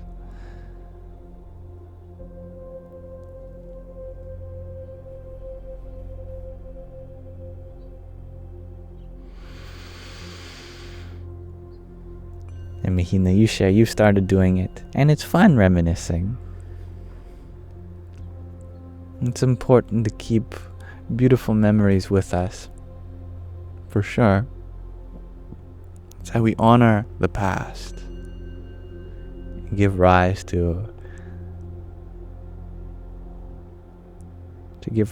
a kind of growth. If we had no awareness of the past, how would we grow? Growth requires taking into account where we were, so that we know where we're headed.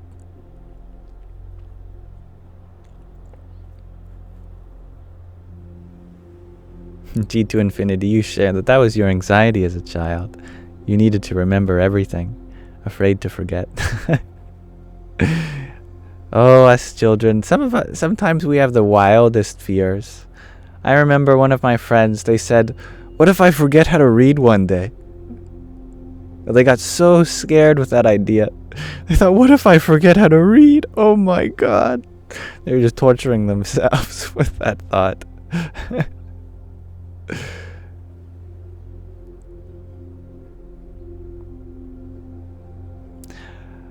I laugh, but very real fears have also crossed my mind. Like forgetting what it means to be human in some of the most basic ways. You know, like what if I wake up tomorrow and my mind's just completely blank and I don't even know what toothpaste is or what these blobs of color I'm looking at all around me. You know, that's a fear of mine, actually. Because it's like, where is it written down? Where is the contract signing into agreement that I'll wake up with all my memories and all, and I'll know what's even going on?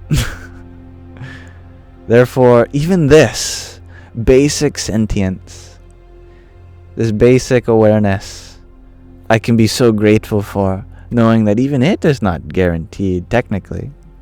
That's not to say it will ever go away, but no part of the universe has promised, you know? Which makes each moment so precious. Ositawe, you share that you forget how to speak for sometimes. What are words? I know what you mean. Yeah. Words are a magical construct of sound and concept. It's a miracle that they work at all. I mean, you guys just really grasp that I'm just making a series of sounds over here. These sounds by themselves have nothing to do with each other, but in context, I'm painting images in your mind with them. I say tiny giraffe on a pink cupcake, and it's spinning around, and the giraffe is dancing. These are just sounds, but I've made a little movie in your mind of this little giraffe on a pink cupcake spinning around dancing. Thank you, Vanessa, for the appropriate emojis. Someone said to me once, close your eyes, imagine a cow, and then imagine like rotating a cow in like 3D software. Okay, you can see the underside. Now imagine that cow slowly transforming into a cheese grater. Do you realize the power of this mind? It can do these things. You can rotate a cow and transform it into a cheese grater. If this happened anywhere else, you'd be God. But in your mind, we take it for granted. What's with this? This divine agency not being utilized.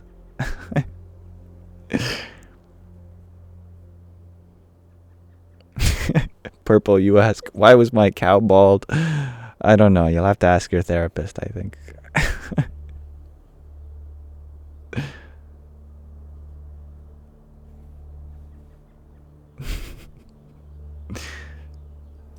Thank you, Annie, for your pair of roses and your heart mate. Hari Om Tat Sat. Sleepy Panda Baby, you share your mind can't do that, sadly. I put you on the spot. No pressure. Oftentimes, when we put someone in a position to do something without adequate preparation, they will be unable to do so. And that's okay. That doesn't speak to your diminished capacity at all. All these faculties are within you.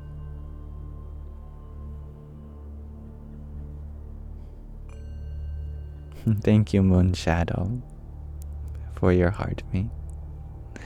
Jai Sita Ram.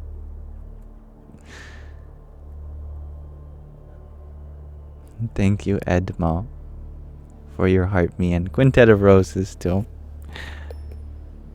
May I give you some ding dings?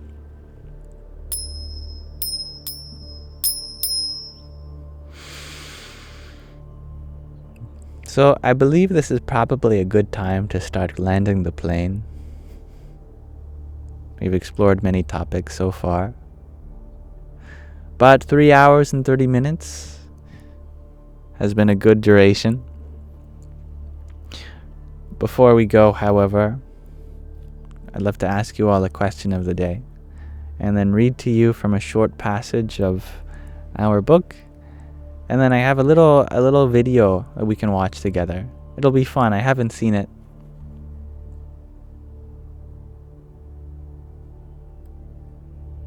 Carolina, you share you don't know if you're too sad to be here. Well, if you mean that you wouldn't be allowed to be here in any way for being sad, that's not true. You can be sad. You're allowed to be sad. That's okay. If you feel like this might be overwhelming for you, given the emotions you're going through, then yeah, you know, that's a question you can ask yourself, and I certainly won't blame you if the answer implies that you need to take some more time to yourself.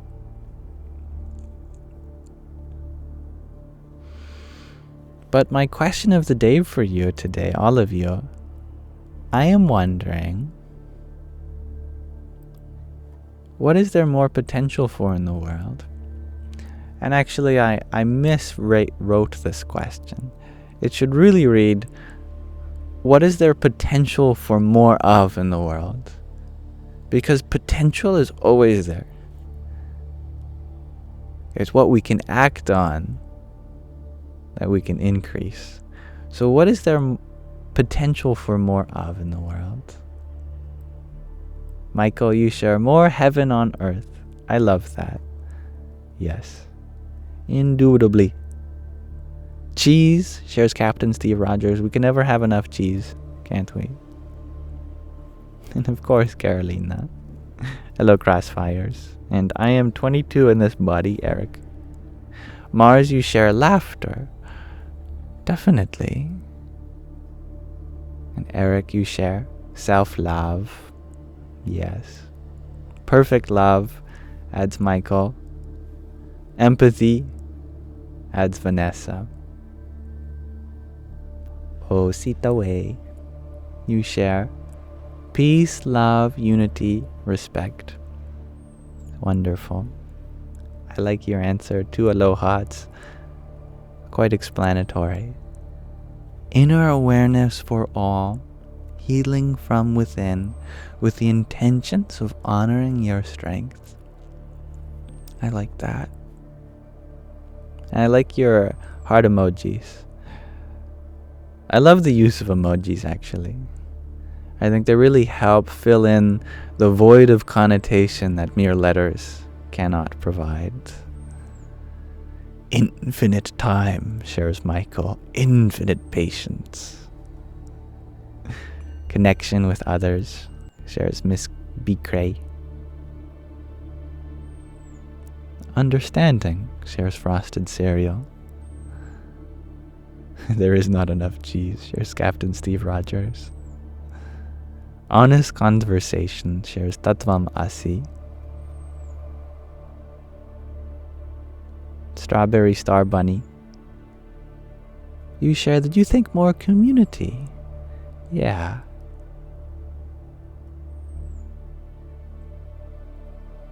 Gregor G, you shared more real life magic. Like, you know them dudes had in the past. I like that. Kindness and understanding, shares user 11999. Every time I see you, I think you have such a cool username for having trio of 9s. More patient, shares Katie. Peace, shares Jansrani. Love and mercy, shares Linda Lou. Compromise, shares Brian. That's a really specific one that's so important. Yeah. Sceneries on land. That's beautiful, Crossfires. I'd love for you to expand on that too. Emotion, shares Clark. I think we have a lot of emotion. But sure. There's always room for more, isn't there? Just when we thought we've experienced the most emotionally intense thing in our life, the universe throws us something even more intense. Peace, shares MJ. Reverence, shares Sandra. I love that, a reverence for everything. Service, shares MJ, and joy. I like those two very much. Kindness, shares Aquarius Lady. And Vive Dharma, you share, if existence is the potential itself, more aware beings acting from love, kindness, and compassion. Beautifully articulated. Positive reaction, shares Ray. And I'll add to that pro-action. Mystic whispers. Aw. Such a wonderful sentiment you have shared. My being sees the being looking back. The yoke of my satsangs are very easy. You're so sweet. You might have noticed that I have intentionally left out the word sat from calling this a satsang. Sangha. I cannot guarantee sat. That's your responsibility. Maybe it's a kusang rather than a satsang. Kusang means a bad sangha. I don't know. But I'm hoping we can go from ku to sat. Maybe one day. Radhe or Radhe Nanya. And thank you for your heart, me too. Mahina, you add peace, kindness, unselfish, helping those that need it. So sweet. Yes. And Galina, you share that if words didn't exist, you think life would be so much easier. Animals seem to go about living the best they can, even without formal language. So much understanding. Maybe they can't conversate on philosophical things, but they don't need to, because they're in the philosophy of life. They're living it. Compassion, shares Chelsea. Truth, shares Ositawe. Linda Liu, you share more being still, being in the here and now. Yeah. Crossfires, you expand that you just want the buildings and plants and streets to be more creative and beautiful. I love that. Yeah, I actually have a deep appreciation for graffiti artists. They can make what is a boring wall into something that's so interesting to look at. And I'm really grateful that where I live, often where there's roundabouts or divisions in the street, they'll also plant some flowers or trees there. And it's just a small touch that makes things just more inclusive to life. Speaking of which, Grant, you share focus on building biodiversity and creating a healthier planet. That's wonderful. G to Infinity, you share more evening bonfires for us to sit together. I love that. Yeah. The multiverse, shares Brian. That's great. And look up at the night sky, asks and adds G to Infinity. Challenges, shares Boking Nothing. There are opportunities for more night sky, asks and adds G to Infinity. Challenges, shares Boking Nothing. There are opportunities for more. Hare Krishna, Hare Krishna. Oh, I'm back, aren't I? Okay. Seems to be happening every day now that at some point TikTok will crash and I'll have to reconnect. Well, speaking of challenges, Boking Nothing. That is a little challenge, but it's okay. I've learned that all of you are so patient. You know, it used to be a fear of mine that if I went to go check on my cats or if it crashed, that all of you would leave immediately. But actually, it never seems to happen. You guys are very patient, and that makes me very happy. So thank you. But it's a sign to continue to our next session of our closing segments, and that's to read from another section of In Love at Ease. I am going to put the cover on display in case people are more curious, especially those who are joining while I read.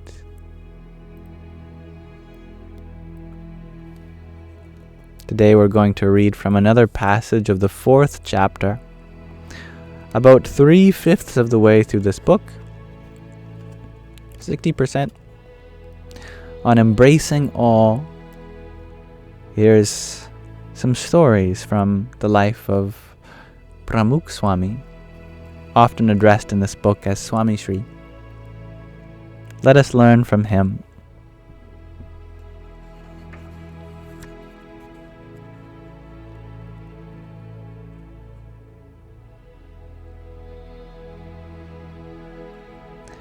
We left off just as our author Yogi was going to narrate 5 different stories with his driver known as Charag. I don't know if we'll have time to read all 5 of them, but we'll definitely give it our best shot.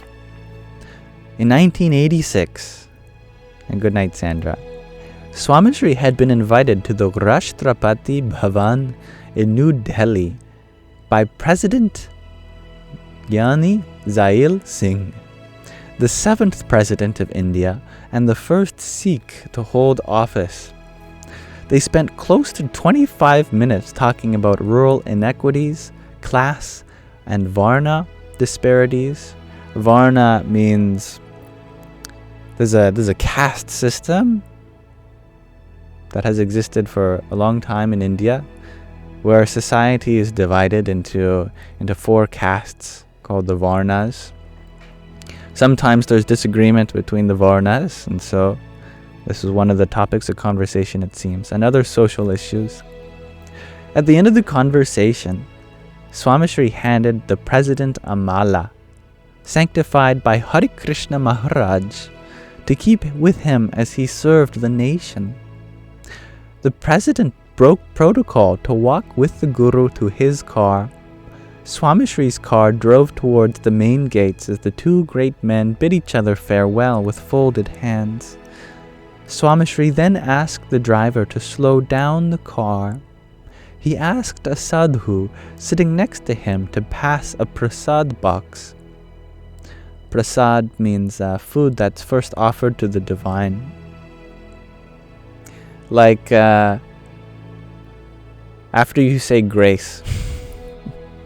Before you say grace, when you eat, it's not yet prasad. But once it's offered, then it's prasad. That'd probably be the equivalent in our culture in the West.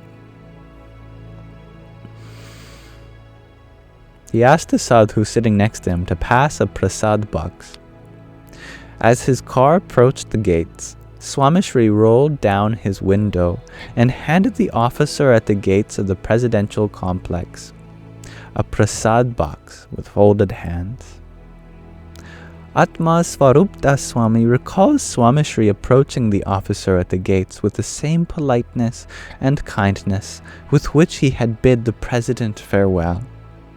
Though social convention and decorum required a difference in approach between the president and his security team, for Swami Shri, the president and the officer attending to the gates were reflections of the same divine. Prime Minister Narendra Modi has acknowledged Pramukh Swami Maharaj as one of his spiritual gurus. When he visited Sarangpur for Swami Shri's final darshan before his last rites, the Prime Minister addressed the community and shared intimate details of his father-son-like relationship with the late Guru. "Many of you have lost a Guru today," he said. "I have lost my father."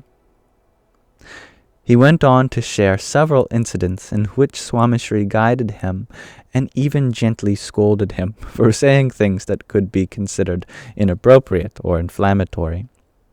Beyond this guidance, the Prime Minister was impressed by Swami Shri's respectful and mindful treatment of him when he had nothing, and his treatment of those who had worked for him when he did have something.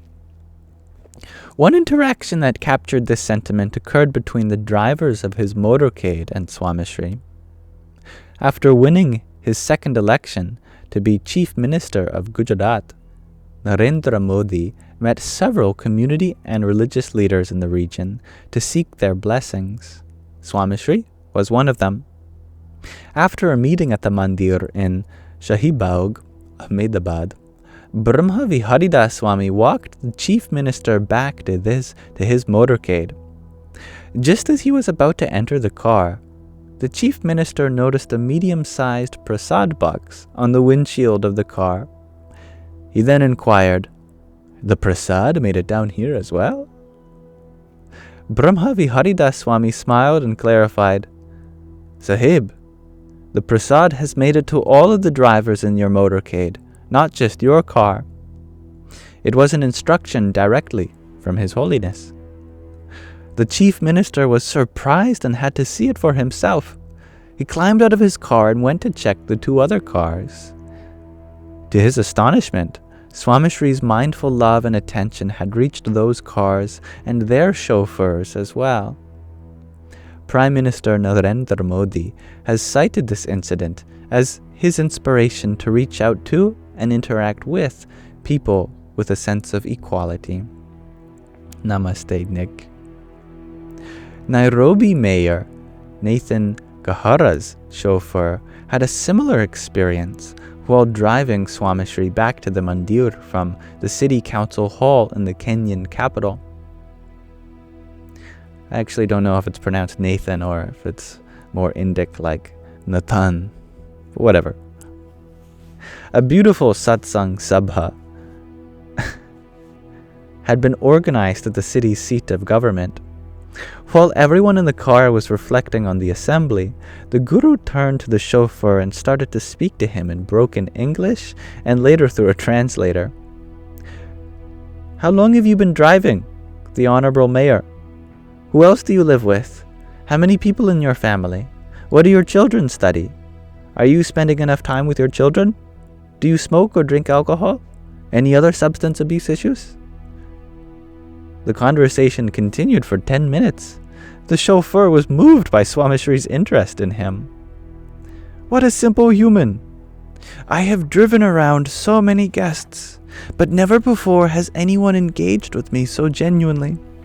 No one has asked about my well-being, though I always ask them if they are comfortable. He is different, he thought. Swami Shri, do you have time? I want to give you a tour of my city. Swami Shri had just touched the heart of another person whom he did not know he was going to meet today. These interactions were not staged or planned. They occurred because Swami Shri naturally saw everyone. When Gujarat's Minister of Panchayati Raj, which is Rural and Scheduled Affairs, in Mohan Singh Ratwa, could not find his driver after meeting Swami Shri, he was told that the Guru had arranged for him to have dinner. The minister was in awe. Though he had been elected to govern matters related to rural and scheduled areas, districts with a major population of underrepresented tribal communities. By the way, such communities the proceeds of this book goes to. In Gujarat, it was Swami Shri who regularly noticed and served them. To embrace all is to move beyond differentiation and partiality, to not just engage personally, but universally. Good night, Aquarius lady. I'll make sure to get to your texts as soon as I can. One may argue that these were not ordinary drivers or security officers, as they worked for the President, the Prime Minister of India, or the Mayor of Nairobi. Swami Shri was equally mindful of people with no links to politics or wealth. Swami Shri once spent an entire afternoon in Vadodara helping solve an inheritance feud. After the meeting ended, Swami Shri began his afternoon walking routine. In the middle of the walk, he turned around and asked Dharma Charandas Swami, "Did you arrange for tea and snacks for the drivers who accompanied those two gentlemen?" The attendant sadhu nodded in confirmation. "Did you serve them sweets?" He again nodded to confirm. Were they given one sweet or offered more? He told Swami Shri that they were served with the same care and concern as their employers. Swami Shri was not satisfied. He was, sorry. Swami Shri was satisfied with the answer and resumed his exercise routine. Sorry. Historians and thinkers often state that great men should be judged from the way they treat little people. However, as it pertains to Swami Shri, this premise is flawed. He was far beyond their scale of judgment, because for Swami Shri, there was no little people. This is why he embraced everyone with equal-mindedness, as noted in the Srimad Bhagavad Gita. Swami Shri followed this initial warmth and kindness by taking on people's problems with a sense of duty and ownership. Their problems were his problems. BAPS and BAPS Charities, which were the organizations he was the president and guru of, have forged the pathway as models for religious charities in Gujarat and beyond. But Swami Shri's own effort to help at a personal level was equally noteworthy. Swami Shri saw an unfamiliar face standing by the door to his room in Rajkot. It was late at night. Swami Shri was returning from a satsang sabha, attended by the city's royal family, mayor, and city council members. Swami Shri looked past the crowd of sadhus and known faces. He called the unfamiliar man closer to him and asked him for his introduction. The gentleman fell at Swami Shri's feet and asked for blessings. "Bappa, I am a weaver from the village of Lakhiani. I work hard to make towels, long cloths, and dhotis, which are traditional garments wrapped up around the waist worn by men, curtains and drapes. I cannot sell my product No matter how hard I try, I cannot move the textiles I weave. I am not sure what to do. I worry about feeding and providing for my family. I think your blessings will help me. Will you bless me? Swamishri silently walked into his room and invited the man to follow. Swamishri was lost in silent thought for a moment, but then formulated a plan. Not too far from your village, in the town of Limdi, one of my bhaktas, devotees, trades hand-woven cloth. I am going to write you a recommendation letter to him. He will then help you sell your merchandise. Make sure you maintain the quality. He will take care of the rest. The weaver pulled out an unused cloth to be worn as a dhoti. Papa, look at this. I have brought it for you, unused and unworn. Will you accept my offering? Look at the quality. Swamishri gently took it from the weaver's hand and examined it. It was 30 minutes before midnight, but Swamishri grabbed a pen and wrote a blessing and note of motivation to help settle an unfamiliar man's business and economic struggles. Here, take this letter to Ramji Bhai in Limdi. He will help you sell your cloth. Do not be disheartened. Work hard and with honesty. God will take care of the rest. Do not be a stranger. Keep me posted on how things turn out. But the man was a stranger who had come to Swamishri only minutes earlier with hopes of no more than receiving his blessings. Instead, Swamishri graced the product of his work, provided insight on how to conduct business, gave him a letter of recommendation, and also put him in touch with the right people. Swamishri was constantly building bridges between those who had and those who could benefit from having more. And we'll pause our reading of In Love at Ease there for now. So, thank you for listening. And we are coming very close to the end of this Sangha today. So I'm very much enjoying these precious last few minutes with all of you. The last thing we're going to do is read or watch a short video, which is nice.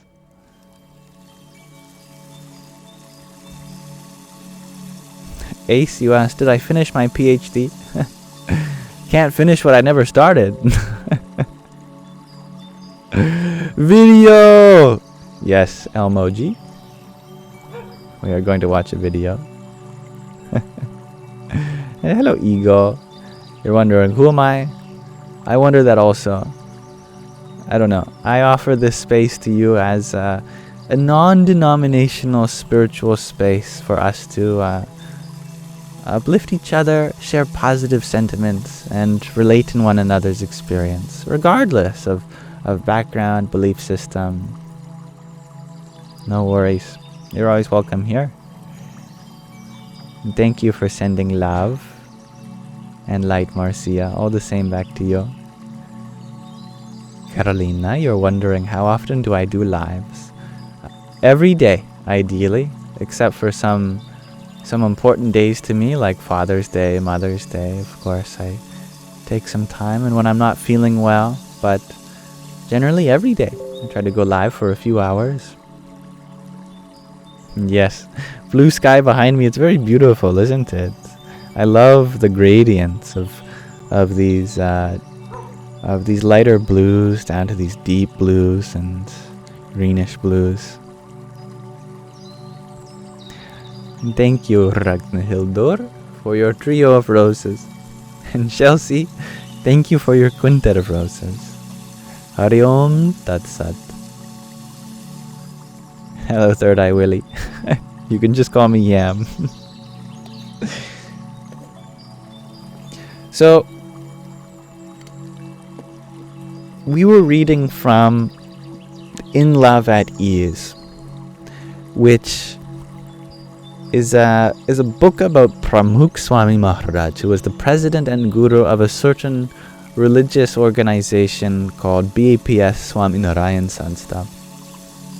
Although I'm not affiliated with it, I have really great respect for all the the humanitarian things that they do, and also the spiritual lessons that they do along the way. The video we're going to watch is about a totally different spiritual organization. I really love to learn about various different perspectives, and this one's a little different. It's similar in many ways because it both has a background of Hinduism, but this is from the Hare Krishnas, which I'm sure many of you are familiar with. It's a 5-minute video. I'm just going to set it up. To do so, I'm going to turn down the background music so you can have all your audio going towards the video. Oh my goodness. My computer is lagging. No problem. It's almost set up. This video is called Krishna Prasadam for Chinese workers in our garden. I haven't watched this. It was sent by Sky Guardian. But prasadam means food that was offered to the divine, and I guess we're going to see it offered to people who might need it. I don't know. I trust Sky Guardian.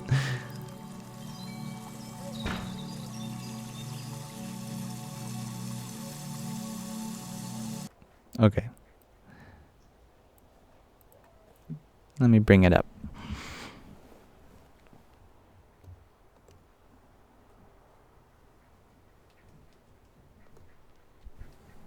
This is Krishna Prasadam for Chinese workers in our garden. Judging by the name, I think it's going to be a lovely video. We'll find out. This will be our meditation for tonight. Just 4.5 minutes. Hare Krishna, please accept my humble obeisances. All glories to Sri Prabhupada. 2 days ago, I asked one of the workers here in the garden, those who are the cleaners, I asked them what time do they start to work and if they meet somewhere in the morning. She told me that yes, they all line up around 7 o'clock at, there's a reception there for them, and they must punch in. So this is where they line up. So I'm thinking that we could try distribute prasadam to them in the morning while they line up. We could prepare some, morning breakfast, some fried noodles or something. Oh, did I forget to put the video on the screen? Yeah, that would make a difference, wouldn't it? I did forget. Thank you, Gregor. My apologies. That's a simple fix.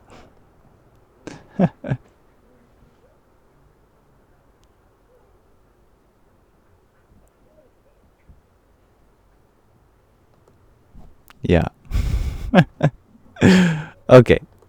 We'll try this again. I'll just go back the last 30 seconds. So I was explaining how he's come up with this idea to deliver prasadam, food that was first offered to the divine, to some workers in that organization's garden. Hare Krishna, please accept my humble obeisances. All glories to Sri Prabhupada. 2 days ago, I asked one of the workers here in the garden, those who are the cleaners, I asked them what time do they start to work and if they meet somewhere in the morning. She told me that yes, they all line up around 7 o'clock at, there's a reception there for them, and they must punch in. So this is where they line up. So I'm thinking that we could try distribute prasadam to them in the morning while they line up. We could prepare some, morning breakfast, some fried noodles or something, and simply distribute it to them. So I'm gonna go see now where is it, so that could be a good avenue for prasadam distribution.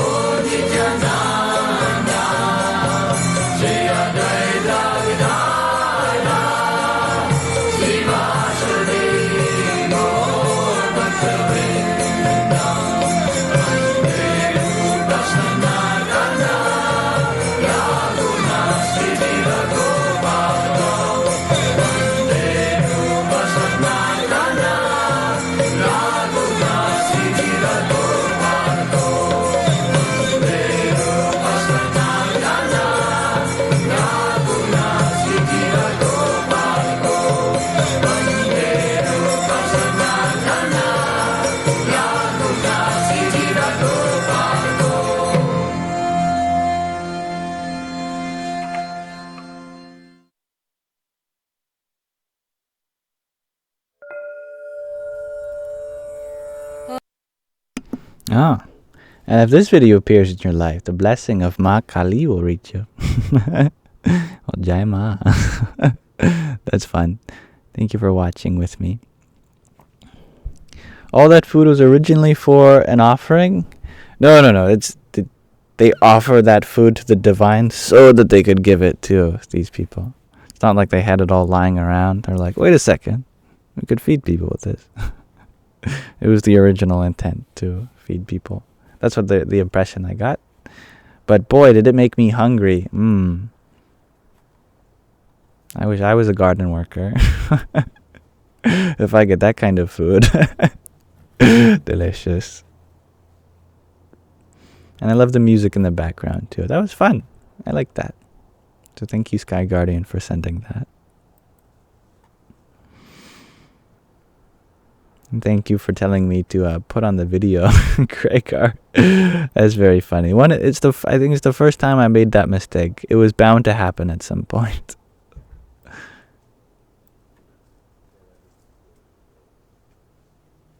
Like making a plate for the ancestors first, Excelsi. Yeah, exactly.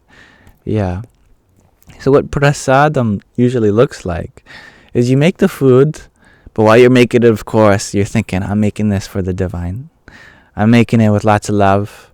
And then you literally bring the food and you put it in a separate bowl, separate dishes, and you place it in front of whatever form of the divine speaks to you, or if you prefer the formless just concept of the divine, you just offer it up, And you literally imagine, the divine is eating it. Of course, the food doesn't disappear, but the idea is that the divine eats away at any impurities, and what remains is a very pure food full of love. And then after the universe or whatever goes, I'm full, okay, you can have the rest. And you go, okay, thank you, and it's just kind of a feeling. And you take the food while it's still warm, and then you give it to people, and then that's prasadam. It's food that was first offered to the divine. I think it's very beautiful. There's a lot of consciousness there, and how sacred the act of giving food is. And making sure that the food we offer is pure, things like that. I think one of my favorite facts about about the concept of prasadam in Hinduism is that most Hindus are vegetarian, not necessarily because they want to, but because God's a vegetarian, and they only eat food that's first offered to God, and so the food that gets to them, because it had to have been offered to God, has to be vegetarian. So I think that's really cool. God is very particular in Hinduism. God doesn't eat meat. But fruit and veggies, yes. Okay, so thank you all for coming to the Sangha. I'm very happy to have hosted this. And if anyone wants to connect outside of it, my inboxes are always open on other platforms. Because I know that life goes on and sometimes problems arise that I may not be able to attend to while live. And although I don't have any services, I hope to offer my service to you outside of these lives as well. And you're wondering, what time tomorrow? And you never have to apologize for being late. I was late too. I don't know yet. I'll try to go live earlier, because the plan was for the last week of the month that I do earlier times for those of you who are joining often at very late times. I'm having trouble with that myself because I'm also going off my sleep medication simultaneously. So that's interfering with what time I wake up. But as soon as I can wake up, basically, which hopefully will be earlier than today, and then I'll try for earlier times each day this week. But I'll let you know on my Instagram story. There's always updates to my schedule there. But until then, this recording will be published on my YouTube channel and other places like Rumble and Odyssey, which are all linked in the link tree in my bio. But may this be an offering to Sri Radha Krishna, the divine feminine and masculine that I bow to within all of you. Radhe Krishna, Radhe Krishna, Krishna Krishna, Radhe Radhe, Radhe Shyam, Radhe Shyam, Shyam Shyam, Radhe Radhe.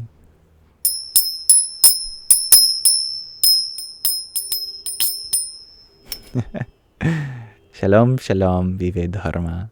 Good night. Om Tat Sat. Namaste, O Sitawe. Namaskar, Mahina. Sweet dreams, Kanak Gypsy. And thank you, Celsi. Much love to you, full of energy. Good night, G2 Infinity. Good night, Strawberry, Star Bunny. And good night, Rachel. I love the diversity in the ways we say good night to each other as well. But thank you, Nick, as well, for your hat and mustache.